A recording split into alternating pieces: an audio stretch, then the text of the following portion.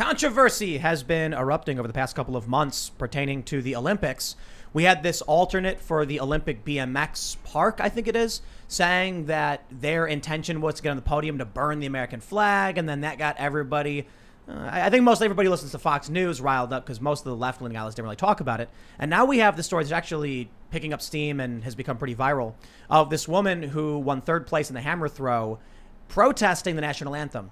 Now, that's still, I find it interesting that we have the culture war getting to the point where people are torn between whether to be proud of themselves in the Olympics and happy that America has chosen them and protesting it to virtue signal. Well, of course, Joe Biden's going to come out and say, hey, come on, man, it's a right to protest. And oh, come on, dude, it's the Olympics. You're going to stand up. You're going to be like, we're here for America. And I get it. Protest has happened in the Olympics, but I think the culture war is getting to that point where a lot of people actually want to be proud of themselves, but they're torn between the virtue signal or otherwise. So we're going to talk about that. We got a bunch of other serious stories as well. There's a right-wing watch, as you may have heard, was briefly banned. And as they say, live by the sword. This is an organization that lives to get conservatives and people on the right banned or at least hurt them financially, all in the name of getting Democrats elected. So we'll talk about that stuff too, get political. And we are being joined today by our number one fan and number one troll of our chat, Adrianne Curry. I'm not a troll anymore. I will no longer be trolling. Now you're on the show. Yeah. No, so you're actually like a big Hollywood star. I just Deadpooled it. I broke down the wall, so now I can't troll. Yeah, I still haven't seen that movie. Is it good? What? It's great. Deadpool? It's fantastic, and I thought he would do a horrible job, and I was very wrong. I thought it was, yeah, I was enthusiastic. Mm-hmm. But do you want to actually just briefly introduce yourself? Maybe? I am a reality TV original. I've been retired since 2015. I am now just an Avon lady, but the reason I like to blame the narcissism in the world on me and Kelly Clarkson, because we won Top Model and American Idol in the same year. Wow. And thus began the slow decline of society. Wow. It's all your fault. Right? Thanks for being here. And you're welcome. That was right around when the Iraq War began. Yeah. I mean, that was really a powerful year, right? Adrianne. Everyone's a model on Instagram now, and we're still at war in the Middle East. That's a lot to blame her for. Yeah. Yeah. That was a Dude, round blame year. me. I voted for it like an idiot. I was just like, yeah, this is great. Yeah. Did anyone not? Yeah. A lot of people walked right into it. Mm-hmm. Hey, thanks, guys. I'm Ian Cross on Adrianne. I'm glad you're here. I've been following your work for 8 months or so. I'm sorry. And I'm invigorated. No way. Sorry. Yeah, I'm delighted to have Adrianne here because our birthdays are very close together and she's the same height as I am and we have the same shoe size. I freaking love it. I'm a huge fan now. So We're I'm excited for big our conversation. chicks. We got big feet. Yeah. Good stuff. All right, I'm going to throw it back to Tim. Who's stunned by this. Best Before conversation we of the get night so started, head over to eatrightandfeelwell.com to check out BioTrust's Keto Elevate C8 MCT oil powder. It sounds complicated, but it's actually just kind of like this powdered fat. You put in your drinks, your smoothies, and it gives you clean burning energy. Ian's always ragging on the sugar industry. It is It's so like, good. Oh, yeah. Oh, you just put some in his coffee. I did. I just wanted to say that. But all you got to do is listen to the show, and you know how much Ian is saying the sugar is bad and the sugar industry was manipulating everybody. This is the healthy stuff. This is the good stuff. MCT oil powder, C8 from Keto Elevate. And if you're trying to lose weight or just eat better or take better, better care of yourself in terms of you don't want to eat the nasty sugars, the carbs, the starches, the garbage food. I'm trying to eat a lot better. So go again, eatrightandfeelwell.com. This stuff is fantastic. Medium chain triglyceride is the good stuff. It gives you sustained energy levels. It's fantastic. And we got some things you got to know. BioTrust has a 60-day money-back guarantee. Can't speak. Keto Elevate provides your body only C8, the most ketogenic MCT in its purest form. That means it provides very fast and effective support for enhanced energy levels, healthy appetite management, enhanced mental clarity and focus, athletic performance. Keto Elevate is very gentle on your stomach. 5 grams of the highly sought-after MCT8 per scoop. Keto Elevate is the most advanced MCT powder on the market today, and they give you free shipping on every order. And that's eatrightandfeelwell.com. For every order today, BioTrust donates a nutritious meal to a hungry child in your honor through their partnership with NoKidHungry.org. To date, BioTrust has provided over 4.4 million meals to hungry kids. Please help BioTrust hit their goal of 5 million meals this year. And they give you free VIP live health and fitness coaching from their team of expert nutrition and health coaches for life. with every order. That to me is always the craziest thing. Every time I read that, I'm like, that's a ridiculous deal, man. Free new e-report, the top 14 ketogenic foods with every order. Definitely check it out. eatrightandfeelwell.com. And this is something that Michael Malice brought up. I always got to shout this out because he made a really important point when he was here last and we did an ad read. He was like, guys, these are the companies that are helping support our speech, the ideas we have, and this like, you know, cultural battle defending individuality. So these companies are the ones that you need to be supporting. These aren't the companies that want to cancel you. They're the ones who are outright like, hey, we got a cool thing and we like what you're doing. So again, eatrightandfeelwell.com. Check it out, 51% off. Don't forget, go to timcast.com, become a member to get access to our exclusive members only segments and help support our newsroom. We just hired 3 people. Oh, this is crazy. Cool. Every day I look at how many people we have working here and it's more and more. And I'm like, every person we hire is me putting shackles on where I have to make sure the company runs. I have to be responsible for doing more, but it is because so many of you signed up and so quickly, I felt a responsibility to do my best to make sure we can bring all these people on. So we literally just hired 3 people for production so we can do a lot more. We got another person who's coming in tomorrow to join the newsroom. We're going to be hiring another person, an editor, then a building manager and a receptionist. Man, what's going on? We're making a company here. And it's fantastic, and it's all thanks to you. So we're going to have a bonus segment with Adrianne at the around 11 or so it goes up. And this is all the dirty secrets and stuff that we're not allowed to talk about on YouTube. So you're going to want to stick around for this. But for now, we're going to be talking about the important news of the day. And we got this really interesting story. This one strikes me as an odd story. All right, so here it is from Daily Mail. Biden, quote, respects Olympic hammer thrower Gwen Berry's right to turn back on flag and believes being patriotic means to recognize when U.S. hasn't lived up to its highest ideal. This is the big story right now. She won 3rd place, which means she's secured a spot on the Olympic team going to Tokyo. But when they played the national anthem, the 2 other women who got 1st and 2nd place turned and put their hands on their hearts. And she turns and makes this like angry look and then says, stop playing with me. Then says, I was being set up.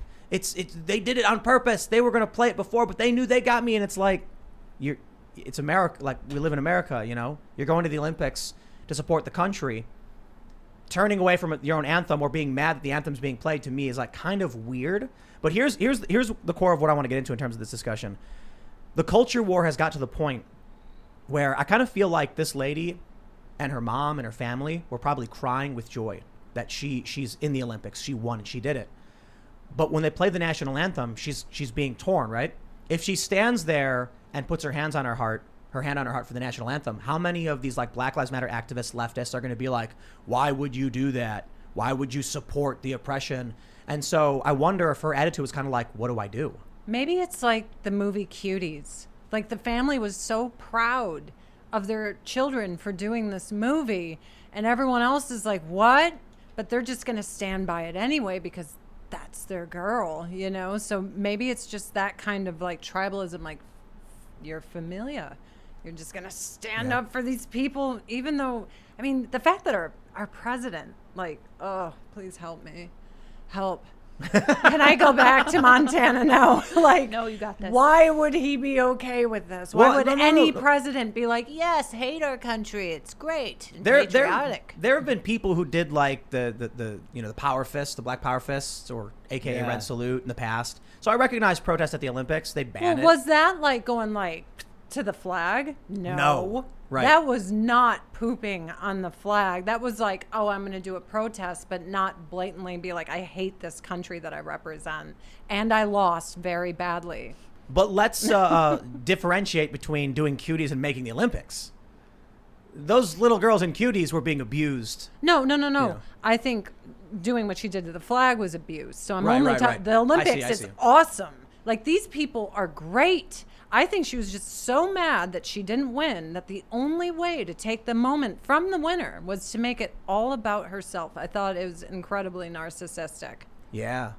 Because like the person who's in first place now, no one even knows her name. Nobody knows wow. and nobody cares. It's like going to a wedding and making it all about you and stealing the bride's thunder. How much you want to bet she gets a deal with Nike and they do something stand up, even if everyone says you're wrong. Help or us something. oppress more people with Colin being mad at Kaepernick, oppression. subpar athlete. Yes. Well, not subpar. Obviously, she's great. No, she's third you place. said it right. She's par. She's Oh, third place. Par athlete. Yeah, par. What athlete. if she actually focused on being a better athlete instead of hating her country There's an and idea. activism? Maybe she would have been first. I never got the not burning, destroying the flag thing. Like, I was always like, yeah, destroy the flag. Cool, whatever. I'm not into, like, what is it? Iconoclast? Is that what iconoclast? I'm not into, like, idol worship, like, worshiping icons. So I don't know why people care that. It's a piece of cloth. Like, maybe 200 years ago when you needed it to say, this is my army, there was a purpose for it, but nowadays it seems like See, just that's a where I go pin you would- full-blown Republican, where I'm like, why don't you go burn the Hollywood sign? Because that has hurt so many people, but America has, like, given us so much great stuff. Like, why would you? I think I figured it out, actually, because I was thinking about this story, and I remember this thing that Penn and Teller did, where they burn the American flag as a magic trick. They don't really burn it, but they, like, roll the Constitution, and then he puts the flag in it, and then a flame comes out and the flag's gone. And Penn says, he's a very libertarian guy, burning the flag is the ultimate symbol of the freedom that it represents. So I've always been a fan of that idea. So long as it's your flag and you're safe, I don't care. But I think I figured it out. I'm like, why does this one upset me? Like, why should I complain about a lady who's expressing the freedom of America by protesting? And it's simple. Like, sure, when I'm at home and I'm fighting with my parents, I can say really nasty things about my siblings. It doesn't leave the house, but we express that internally, and we go outside. Someone says nasty things about my family, I'll be like, don't you talk about my family that way. Yeah, she's So- representing our country. Exactly. Us. And she's like, you all suck. And I'm like, you suck, you lost. She's still Oh! technically she lost. I guess you could say technically No, she not won. this participation trophy. Nobody is happy with their silver and bronze. Nobody's true. happy. No, I used to run track and cross country. I was never happy. Oh, here's your third place. I was like, "Arr." Remember- Are you happy when you like rank bad when you're playing World of Warcraft or you didn't get a good armor drop? No. Like, you're not proud of Remember it. Michaela Maroney? She got yeah. silver and she does the face Loved like her "Ugh." face. And it became a meme because it was like Because it's truth. Yeah. She did well, Yep. but she didn't get what she wanted. One value to this. So this is a person finished third place and they burned a flag. Is that right? Or no. They played the national anthem, and then when the first and second place lady turned to the flag and put their hands on their heart, she turns to the camera and she like makes a frumpy look, like angry. What it might do that's good is show other citizens from around the world and like totalitarian regimes that they can also talk crap against their government and like kind of seed the flames of like No, they're going to democratic use rebellion. it as propaganda of why we suck and why the CCP is so great. That is That's true. That That's probably what will they do. happen. You know why? Because their athletes wouldn't do that because they'd ship them off to a course. camp.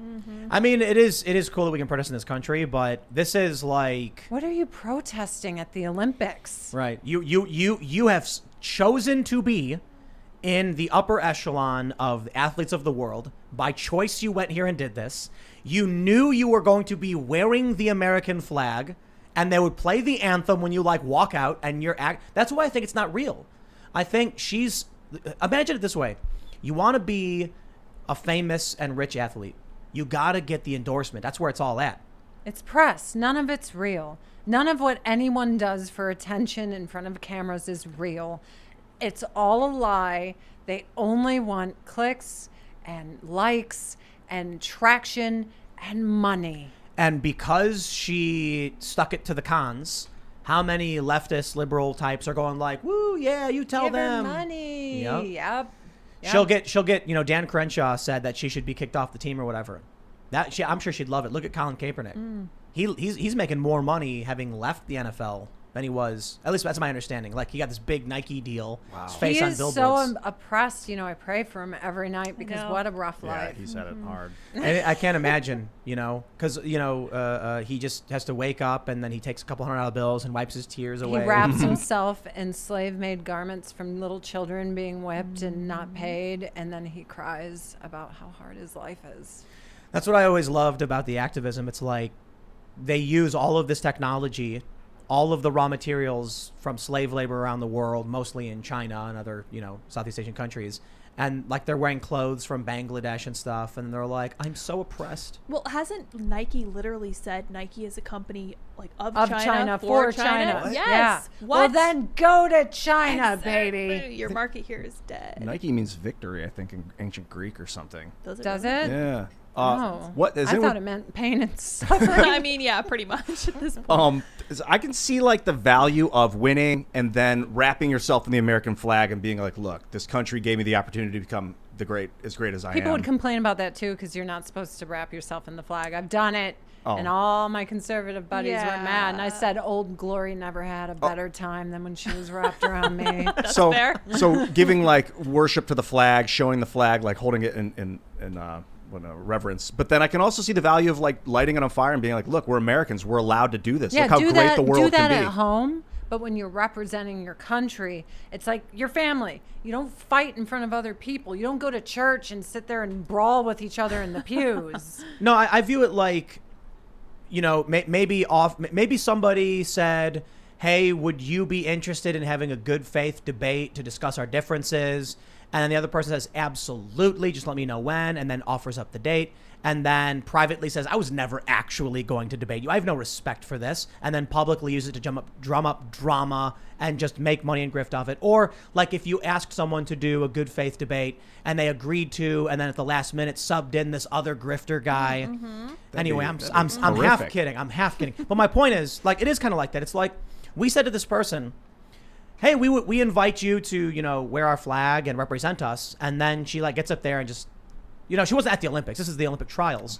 And just is basically like I never actually cared about you. I never wanted to represent you. She said, "The anthem has never represented me, so why would I want to represent it?" It's like, then what are you here for? We asked you to represent us. Go home. Like, no beef.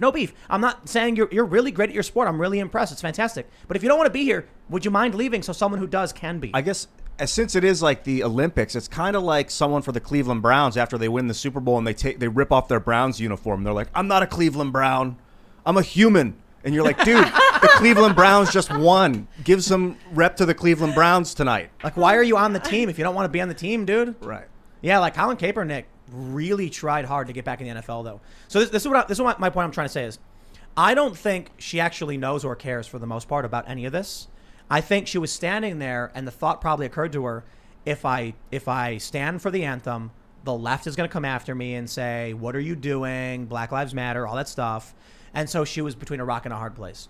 I think about Colin Kaepernick, who's like, "I'm going to kneel during the NFL." And so then he gets basically cut. Nobody wants him. And he's desperate to get back in. Years later, the dude is so desperate to get back in, he can't do it. I'm so glad. Nobody wants him. I'm so glad. Do you really think they would have came after her, though? Would it even have been a moment that anyone would have cared about at all? No. In her circles, though. What, with her 4 friends? Mm-hmm. Several years ago, Generous. she protested something and lost sponsors over it. So it seems like she might be someone who lives in that, paranoid far left Twitter reality where she's like, "Get off Twitter, girl. Yeah. Free yourself. Everyone leave Twitter. It's amazing. I'm happy here. Every moment is a joy." Yeah, what has life Twitter is been the like? worst thing. Life has been great. My husband unplugged from all the Matrix. Instagram, Twitter, Facebook, everything. And what we learned was we wasted a hell of a lot of time sitting on these little things, looking into our phones. Like, I got Faraday bags, like, shut off the phone, throw it in there. Everyone's listening. Yeah, they're I heard he like fights bears now. He like learned how to box grizzlies, and he like gained 200 pounds of muscle. He's always been huge, and he walks in front of me because we're in a traditional relationship. I'm totally fine being the woman. That doesn't mean I'm not empowered, but that's my dude, and he is not a soy latte, and if a bear is coming, he will die first. like a rooster.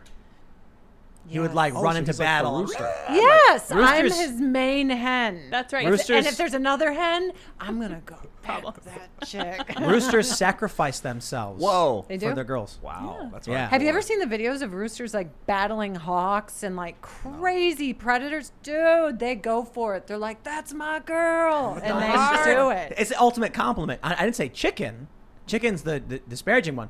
Rooster is the opposite. Oh, yeah. Roosters are brave. They'll run at a giant predator knowing they'll die right into They're battle. the to save- embodiment of testosterone. They serve no purpose Yeah. other than have sex all day, protect my chicks. That's right. That's like ancient dinosaur DNA. Yep, Thank yep. God I have a monogamous rooster. There you go. We You got it pretty made. much Well, I do didn't the mean- same thing. I didn't mean he was polygamous in the rooster sense. It was the noble rooster rushing into battle, Fighting willing to spirit. die for his women. You know? Oh, Yeah. I wanted to point out, so you mentioned before we went on that bears hate loud noises. Yes. So bear spray is one thing, but hitting them with like an air siren. Okay, when you hike, you gotta like be loud. So my husband will hike and stuff, and if it's not hibernation time because we have grizzlies all over, we're just like, hey bear, and then we're like, by the way, blah blah blah, and then we'll slap and be like, whoop, because they don't like it. So when they hear you coming, but a lot of people make the mistake, they're like, it's so peaceful, everyone be quiet, and then you come around a corner and there's a sow and her cubs. Oh boy. Yeah. Good luck. I was just riding bikes with my girlfriend through down the Appalachian Trail,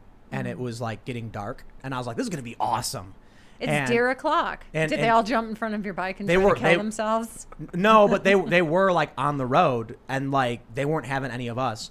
But so we rode a few miles. We're riding back, and now it's almost pitch black, and it was awesome because you can't see anything.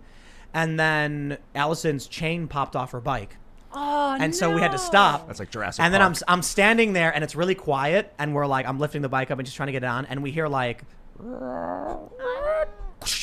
and I'm like, there's something out there. Like you can hear something running. It's through Stephen the- King's The Mist. There's And I was something like, in the mist. I'm like, hurry up. I don't want to stand here in the middle of the woods in the middle of the night. And like, we jumped out. It was awesome though. It was so exciting. Like there were probably 1,000 weird, creepy noises, and all like, I had no idea what it was, but there was something big like running through around us. And I'm like, something's I'm wounded. That's cool. I like in the middle of the night, I get to hear the wolf packs howling, and it's the most beautiful sound. Oh, so great. They actually got my husband's buck last hunting season. He was so mad. Oh, so- Whoa. He was on the hunt for a buck, and he heard the wolves, and he's like, oh, wolves. And then he came up, and there was its rack and this decimated buck, and he's like, oh. And So I'm had like- he already killed the buck? No, he had his eye on it. So he was out like tracking, trying to get it, and he did, but a little too late. Do you have like positive interactions with wolves? One came out. We were going to Bowman Lake, which is in Glacier National Park, like in the boonies, and a black wolf walked in front of the car, and your brain's like, oh, it's a dog. It's not a dog. It was a black wolf, gold eyes. It looked us dead in the eye, and it took a dump right there. And I'm like, he's really comfortable with us. Like, it's very rare to see a wolf. And I have pictures of him just pinching a loaf right in front of me. I was like, what is this guy doing? It was really magical. It's super Especially since my magical. husband and I, all we do is talk about poop. So I'm like, of course they came. They came to bring us entertainment. It's basically how dogs came to be. You know, the wolves eventually were like, you know what, I can poop in front of that guy. Totally. And the guy was like, yo, check out this wolf. And then when you like poop, any your good cats relationship. and your dogs are like, what you doing in there, guys? Can I Yeah. get in on this? You're Yeah. like, "Shoo." Standing and you're like, what are you doing? It's my door. Let's keep going on the conversation we were having about the Olympics and stuff. Yes. Because we have this story that I want to talk about. We mentioned it. The CEO of Nike says Nike is a brand that is of China and for China. I mean, that makes sense. Weren't they using like slave labor in Southeast Asia or sweatshops or Yeah, something? notoriously. So basically, there's a boycott. They say Nike CEO John Donahoe defended the company's business in China this week, saying that Nike is a brand of China for China following a consumer boycott in the country. Darn. He made the remark during a call with Wall Street analysts on the company's fourth quarter earnings when asked about competition from Chinese companies. Nike drew backlash in China in March after it issued a statement expressing concern over reports of forced labor in the Xinjiang region. Other Western companies also expressed concerns about forced labor of minority Uyghurs in cotton production. Quote, Nike does not source products from Xinjiang, and we have confirmed with our contract suppliers that they are not using textiles or spun yarn from the region, Nike said in a statement at the time. They reported a strong fourth quarter. Congratulations, whatever, blah, blah, blah, on their profits. Think about how great their first, half of this was we do not source materials from slaves in the I, for Xinjiang one, region. trust them completely. Me too. Yeah, if they're getting their sources about where they're getting their stuff from the Multinational CCP, corporations yeah. have our best interests in heart, especially those who deal with communists and employing children. Yep. Do you vote Not Democrat? employing. Pardon me? Do you vote Democrat? Oh, I love Joe Biden and everything my former party represents. No, I did not. Yeah, This is former not- party, right? Yeah. It's the- Lifelong Democrat. Same. Healing over here. What was that Isn't it like? weird though? There's a lot of people now who are even becoming conservative, because they've lost, like the Democratic Party's gone so insane that, I mean, it's things like this, to be completely honest. Since when were the Democrats the party of big business and, industrialists or whatever? But it certainly became that, especially Since the 90s. LBJ? yeah, I guess that's fair to He was say. kinda Since sold the out. 90s, they were smart. I mean, they had taken over all the art, and the joke was always, we need the art-filled Democrats with all their ideas and dreams, and then you need the conservatives with their ability to make cash to help, those liberals reach their ideas and dreams and make profit. And then I think the Democrats were like, why don't we just take over everything that they have, just everything completely, and then we can push what we want. And no one can stop us. I do think there was a big shift in 2015. We bring it up a lot. Bernie Sanders saying no to open borders, and now the Democratic Party basically just adopted all of these neoconservative and neoliberal policies. So now they're basically in defense of these big, massive multinational corporations. Yeah. Like, I'm old. I'm 38. I'll be 39. That's not what Democrats were. Rage Against the Machine, which is now Rage for the Machine. All of this was against everything that the Democratic Party is for now. And it's mind-boggling to me. I just don't understand. Like, all my friends are like, well, how could you vote for Trump? I'm like, 2008 stock market crash. I lost everything I earned in Hollywood and all my investments. Gone. And then my home was worthless and I couldn't even sell it. And people were like, you know what, we'll just take the note. I'm like, what does that mean? They're like, you just sign the house over to them and they pick up the payment so you don't file bankruptcy. Whoa. Yeah. That happened to you? Yes. So when people are like, but Joe Biden and Orange Man bad, I'm like, Joe Biden ruined my life. Like, my life was ruined. So I just couldn't understand, especially all the Bernie people. I'm like, Bernie got robbed again and you guys are okay with it? But let's be He real. was okay with it. I understand that Joe Biden ruined your life, but Yeah. Trump But Orange Man bad. Yeah, he had bad tweets. Come on. Batman Spray Orange. tan. I remember when Trump look. Okay, Joe Biden may have been to be fair, Bush was president for a while and then Obama gets in, but Donald Trump said kung flu. You know what I mean? Like Racist. I would absolutely welcome, like Bill Maher said, a complete economic recession. That results in people losing their lives if it means no more Trump. That's what Bill Maher said, right? I watch him sometimes because I'm not a bigot and I can listen to other people. That's right. I agree with half of what he says, and the other half I think he's egotistically insane. But we were both celebrity advisors once on the marijuana policy project, so I do respect some of the work he did for marijuana reform. But my God, has that man sometimes lost his mind, but usually with just Trump. But yeah, no, I did not vote for Trump, and I lost half the people. I did vote for Trump, and I lost half the people in my life doing so. Hi, guys. Also, hi, Michael Malice. You're the reason I'm here. Michael Here's your Malice. shout out. I'm here Michael. because of you. That's the only reason I'm here. He has too much influence over us. Dear writer He's himself. taking I over. left my mountain abode because he's like, you should do it.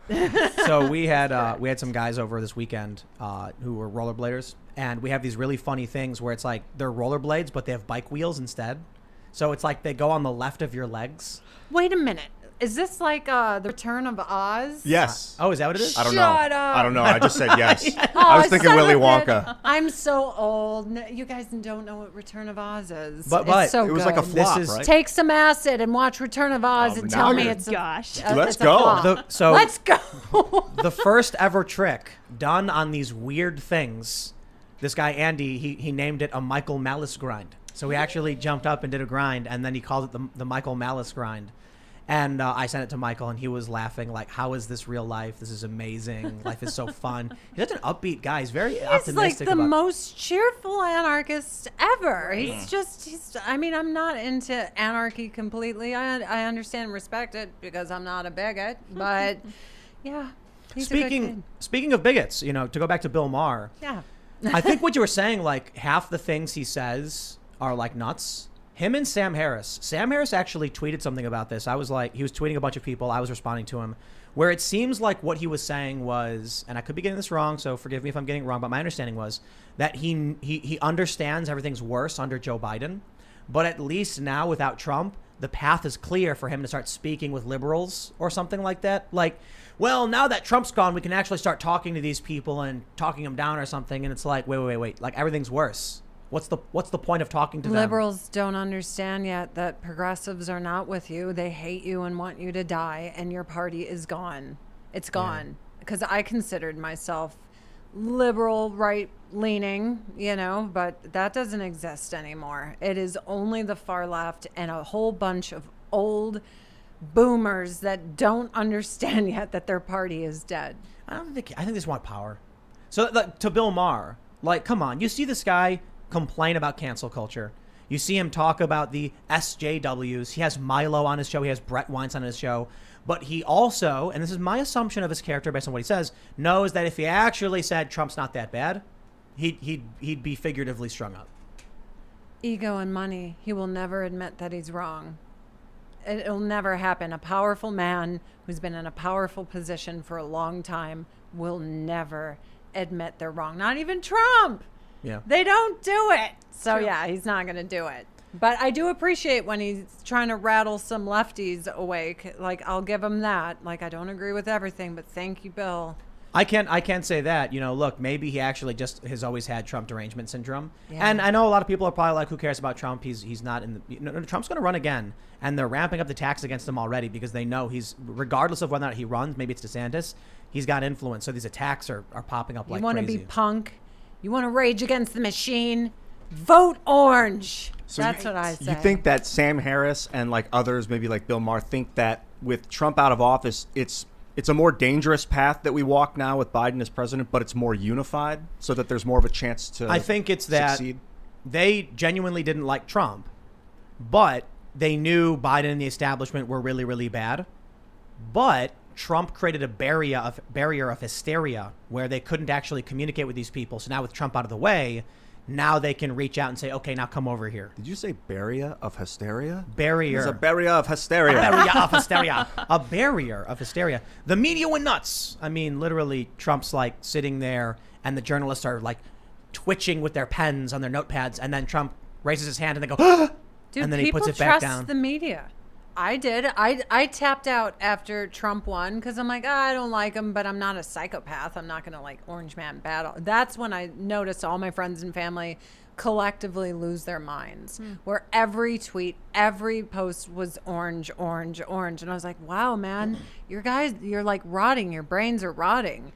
It's psychological warfare is what's happening with this. And I don't blame these people for having this sickness because more powerful people who are more gifted in like bending the human mind have got at them. This is the crazy thing. I have friends and family members and I'm like wondering, how did they get to this point where they used to be either completely apolitical or rage against the machine, and now they're 100% on board with raging for the machine, and they love CNN. Like, I don't understand how that happened at all. It's brilliant. I really wish we could adopt their strategies for us so we could make tons of money and live in the Hamptons and then warn everyone about global warming as we keep buying beachfront property. Smart, right? I want what they're having.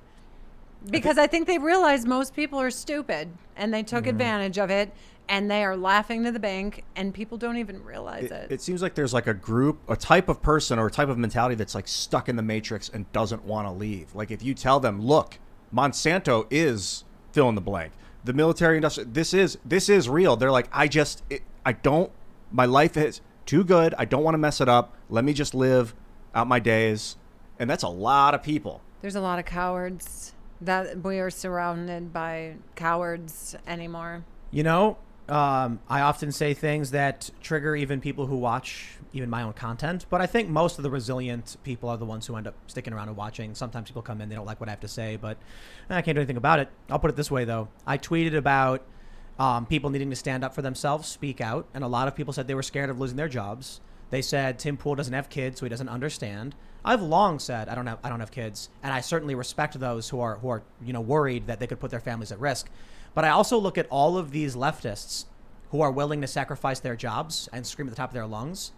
Now, you had this teacher who wore a Black Lives Matter mask, and they threatened to fire her, and she said, I refuse to back down, and she lost her job. You had a guy at Taco Bell, same thing. There's a bunch of stories like this where they're like, I'm going to wear my political message, even though it's against the rules, and you can't do anything about it. But society is accepting of it. You know why, though? Because squeaky wheel gets the grease. True. Most people don't like wokeness. If most people just said, okay, fine, whatever, I'll speak up, then it would be the exact same for the right as it is the left. I was never political until in 2020 when I was like, that's it. I have to say something because people are continuously not saying anything. I am not PC.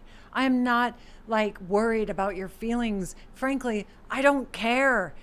Get a pair of balls, put your big boy pants on, and let's go to town. I had all brothers. Everyone acts like a woman on her period without a chocolate bar, and it's making me insane. I'll tell you why. I don't know if you're allowed to.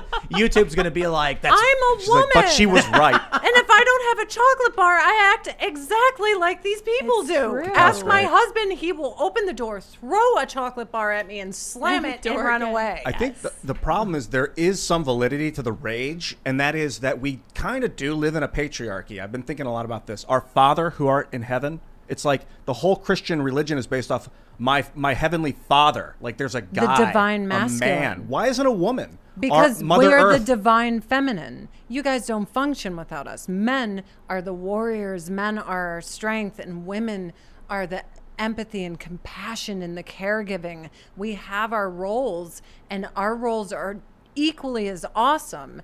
And I don't see it as a patriarchy. I see it as you're willing to go out there and slaughter animals and hang it off my balcony and skin it and feed me, then you know what? You deserve some respect. And so do I, because I am the life giver, even though I kind of got cheated out of that one, but I am the life giver. So I don't know. I see us as very equal. And if you look through our history, there's a lot of celebration of women. I think we just choose not to see it so we could be mad. And Ian, you need to understand, You're right. women have always been the primary victims of war. Says Hillary Clinton. Jeez. Women lose their husbands, their fathers, their sons in combat. So heartbreaking. That's an actual quote from Hillary Clinton. That's circuitous. Let me read you this quote Wait, from Hillary Clinton. Benghazi? Hillary Clinton Sorry. said, women have always been the primary victims of war. Women lose their husbands, their fathers, their sons in combat. Now, this was considered to be pretty funny by a lot of people because it's like, dude, those people died, defending you. You're not the victim. Those people who died are the victims. But I'll put it this way. First of all, Snopes says the ratings is true. She actually said it. Patriarchy. So while the men go off and die and the women are victims because the men sacrificed themselves to save the women, the men were the ones, it was the patriarchy. I just think that patriarchy is this idea used to generate support for some kind of movement that gives someone power. It's that simple. It's like the idea that men are secretly dominating society. It's specifically men and not women. Men are trying to control the women. And I do see that. Really? Where were the complaints from the women on the Titanic when they were the only ones allowed to board the life ships? And all of you guys with your male privilege were sent into the icy waves to die. I didn't hear anything about patriarchy. Women were the divine. We were protected by our men. There's a reason, because men are savages, so we find good men to protect us from the savage men. And I think this utopia people have in their brain that people are good and are going to protect you is stupid. And it's unattainable. It's never going to happen except the yin and the yang. There's a lot of evil, and we have the divine masculine to protect us from that. Ian, think about the noble rooster. Oh, yes. Yes, With the cockerel, the Right. mighty cockerel. The rooster will run into a predator that it knows will kill it. It yells out a warning to the chickens who run and hide, and then it runs full speed to the predator, knowing it's going to die, to save their lives. Yeah, those chickens got a matriarchy going on. But hold on. Do you know what happens if there's no rooster and the chickens are out doing their thing? They just get run up and mauled by the predators. So we actually had to deal with this. I know I'm making a kind of a joke about chickens, but we were talking to farmers and people who are chicken experts about just opening up the coop for the chickens to come out and do their thing, and they were like, yeah, as long as you have a rooster. I was like, oh, well, we actually didn't realize we had one at the time, but we didn't have a full grown rooster. You need the rooster. Who defended the villages? Exactly. The women were the warriors when their men were out fighting to protect the divine feminine and the children. If anyone came to that village, F around and find out. That is what happened. Like, try her. Try that woman. At some point, what it seems like some men or some people decided, let's build a system where men are in control so that if stuff hits the fan, we can protect the women. No. So like they still we want let to. you think you're in control. Women are the most highly manipulative creatures on this earth. The fact that you guys walk around thinking you've oppressed us, as all we've done is legit chess pieces with you simpletons. I mean, we love you. She's right. But it's come on. the God is a It's man true. thing that drives me nuts. That's God's part not of a their man. trick, Ian. Wake up. That's all we do. Think, Ian. Think. Letting me think God is a man. Majority of college students are female right now, and they're saying they're the ones who are oppressed. They're the ones who have the college degrees and are starting to make more money. If you look at the gender wage gap, it's not even real, and yet men are just like, okay, and they're trying to pass laws that keep empowering women. Yeah, it goes back. It goes deeper than American. Every king had a really, really smart, manipulative wife. Or like 6 of them. Yeah, And you are going to be kicked out of the club because you've just exposed their secrets. How Yeah. dare The you. secrets of I the don't sisterhood. care. None of you are my friends. You guys are evil and vindictive and manipulative, and that's why I don't hardly have any friends. It was very hard to find some that didn't do it is- back. It's true. Girls aren't We're nice. vicious. We are not nice, and I have long said that women are the neck that turns the head. This is 100% Remember in true. ancient Rome where he's like, we will Yes. murder you all if you gossip, and they're like, ha ha, we will continue. No, I haven't heard that story. Yeah, they're like, we will continue to destroy. I have friends that catfished married couples, Jeez. men, just to make them divorce and took joy in it. And they didn't even know. And then tell me later, and I'm like, girl, you are messed up. We're mean. And look at this Ian guy. He's all like, we're actually in charge. I'm I just love concerned it. with the system. Like there are individual bouts of craziness on all sides, but saying that God is a man is crazy to me. I was about to let loose some God profanity. made Adam and was like, oh man, what a mistake. I can do Yeah, God better. made Adam first, and Then then he a woman came out of stole Adam. from It's him. like all man dominated, and it No. was written by dudes in a. He Bro, said, bro, I can do bro. better, so he made better. Well, this is what Would the you book says. think about political power? Would you rather be the face sitting beneath the sword of Damocles, everyone knows who you are, knows who to come after, or the shadow power behind it, the financiers? I who like have the control shadow power. I and like no the one- strategist. So personally. look, Women don't they're want both that cool. position. We don't want to sit there. Men are the ones, the proud peacocking. Look at my feathers. I'm so great. And women are like, I'm in the shadows plotting your demise, and you don't even know it. Actually, make But let's to be honest, to be real. I wouldn't say they're planning the demise. Obviously, it's a joke, but they are planning their comfort, saying, Sometimes. he's gonna for the longest time. You have this system where some women felt it was oppressive, and in some ways it was. There was social enforcement, like women typically didn't have jobs, so it was hard for those who did. But they also didn't have to go to, I don't know, petroleum rigs and lose their arms, or go wait around in sewers pulling rat kings from That's why they pipes. didn't want to vote. They're like, we don't want to end that crap. Like, there was a whole bunch of women. They're like, we don't want part of this Anti-suffragette. garbage that these idiots are in. You used to have to be in some places, in order to vote, you had to be signed up for the fire brigade, things like that. And so if you ask modern leftists, they'll tell you, oh, that was all propaganda to take away women's rights to vote and everything, so they wouldn't get it. But there were actually women who are like, you mean I have to sign up for the fire brigade? I don't want to do that. Let them take care of it. It used to be that service guaranteed citizenship to a certain degree, right? If you wanted the right to vote, there was some responsibility expected in your contribution to the community. And just it started to erode. It used to be that voting came with responsibilities, and they eventually said universal suffrage. You just vote. Everybody votes. Now, that's been exploited to a great degree. And my opinion's actually been shifting on it a bit, especially after I saw Jon Stewart. And this is an old article where he said that Jon Stewart said we should bring back the draft in some form because people have lost their sense of community. He wasn't saying like military draft. He was effectively saying service guarantee citizenship. Do something for your community to prove you care about it. And then, He didn't tie it to voting. I still love John because he's not annoying. He went away and he was like, I'm not going to be like every other celebrity on Twitter. Look at how annoying I am. I'm all annoying. Like, shut up. I love that guy. Be funny. Back of the $20 bill, man. Just be funny. And that's what he is. He's a brilliant, brilliant man. But yeah, women aren't victims. And when you don't think of yourself as a victim, it's just not there. I don't see it because I'm no one's victim. I go into rooms and I command them. Like, I'm not like, oh, I'm not in charge here. There's a man. Like, I've never felt that way. And once a chick feels that way, It's a self-fulfilling prophecy. yeah. 100%. That's for sure. That's why this CRT stuff bothers me. Yeah. I don't think that people are victims, but it does seem like the system was set up by men to give men like a foothold with the whole God as a man. Men were strong. The Venetian patriarchy was like all about the old or the wealthiest man would control the family's money and run the city. And So when you put a man at the top of the hierarchy, who does he have behind him? Who is he supporting? Who is he pulling up with him? He's pulling up his family. Dude, my man goes out and hacks down trees and drags 300-pound logs across a field. And if I commanded him to do something for me and it was reasonable, he would do it. 100%. And I love it. We're equal, but I know that, like, he would die for me. This, like, powerhouse would put himself first. Like, I feel great over here. I'm a queen. And who did they kill in the French Revolution? well, the king and the queen. Exactly.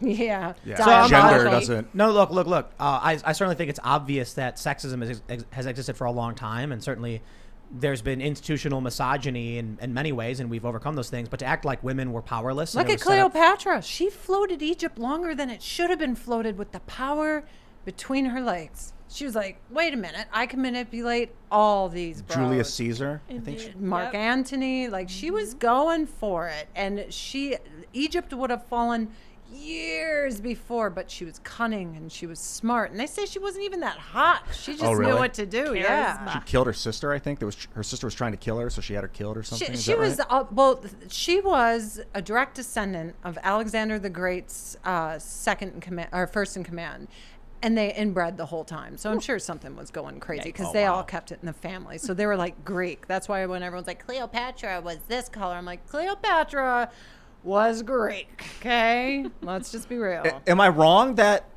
we live in like a patriarchal? Yes. Christianity is like patriarchal. You have been brainwashed Okay, I guess by a bunch of weak idiots that want me to be a victim. But I'm not. Am I right? Is it true that Christianity is patriarchal, I don't see or the it Catholicism that is way. patriarchal? I think the answer to that is yes. Okay, look, Eve, when she did what she wanted, she was like, I'm going to do what I want. And then the dude suffered for it, just like my husband does every day when I make decisions. right? So I don't making find you it think like that. the patriarch. I don't know. I just look at the world differently. And once you do, like, you just don't feel it. I think it used to be a little sucky, but like I walk around every single day, like armed, and I feel good. The great equalizer on me. I'm just like, whatever. I'm powerful. It sounds like you're saying that men sort of planned this. Like, Yeah. But I just don't see that. I think when you look at, we talked about this in a bunch of our dating segments. If you have 100 men and 1 woman, your civilization is in serious danger. Yeah. If you have 100 women and 1 man, your civilization will probably thrive because you can have a lot more kids. That natural component of human existence means there's always going to be a bias in favor of protecting women as more valuable. Just like the rooster sacrificing himself. If you have 100 men and 100 women, you can lose 99 men in battle, and your tribe, your village, your town will survive. Not so much the other way around. That's why there was raping and pillaging. It meant to steal, but they would take the women because the women were the most important thing. So you look at that from an evolutionary perspective or a sociological perspective, and over time, you're going to see more and more institutions rise up solely to protect women. I can certainly imagine at a certain point it became overbearing. And especially as we've become safer and safer, we have secured the borders of this country, or at least we did a while ago, to the point where it's way safer now. You don't got to worry about banditos coming in and Viking raiders storming the beaches and stealing your women. So now we don't need a lot of those protections. But to act like when we're powerless, when they were the ones that were basically the reason for the protections. Can we make this nerdy? Game of Thrones. Cersei Lannister in season 1 or 2 cowered in the Red Keep as all the men fought. And she was scared, oh my God, Stannis is going to come kill me.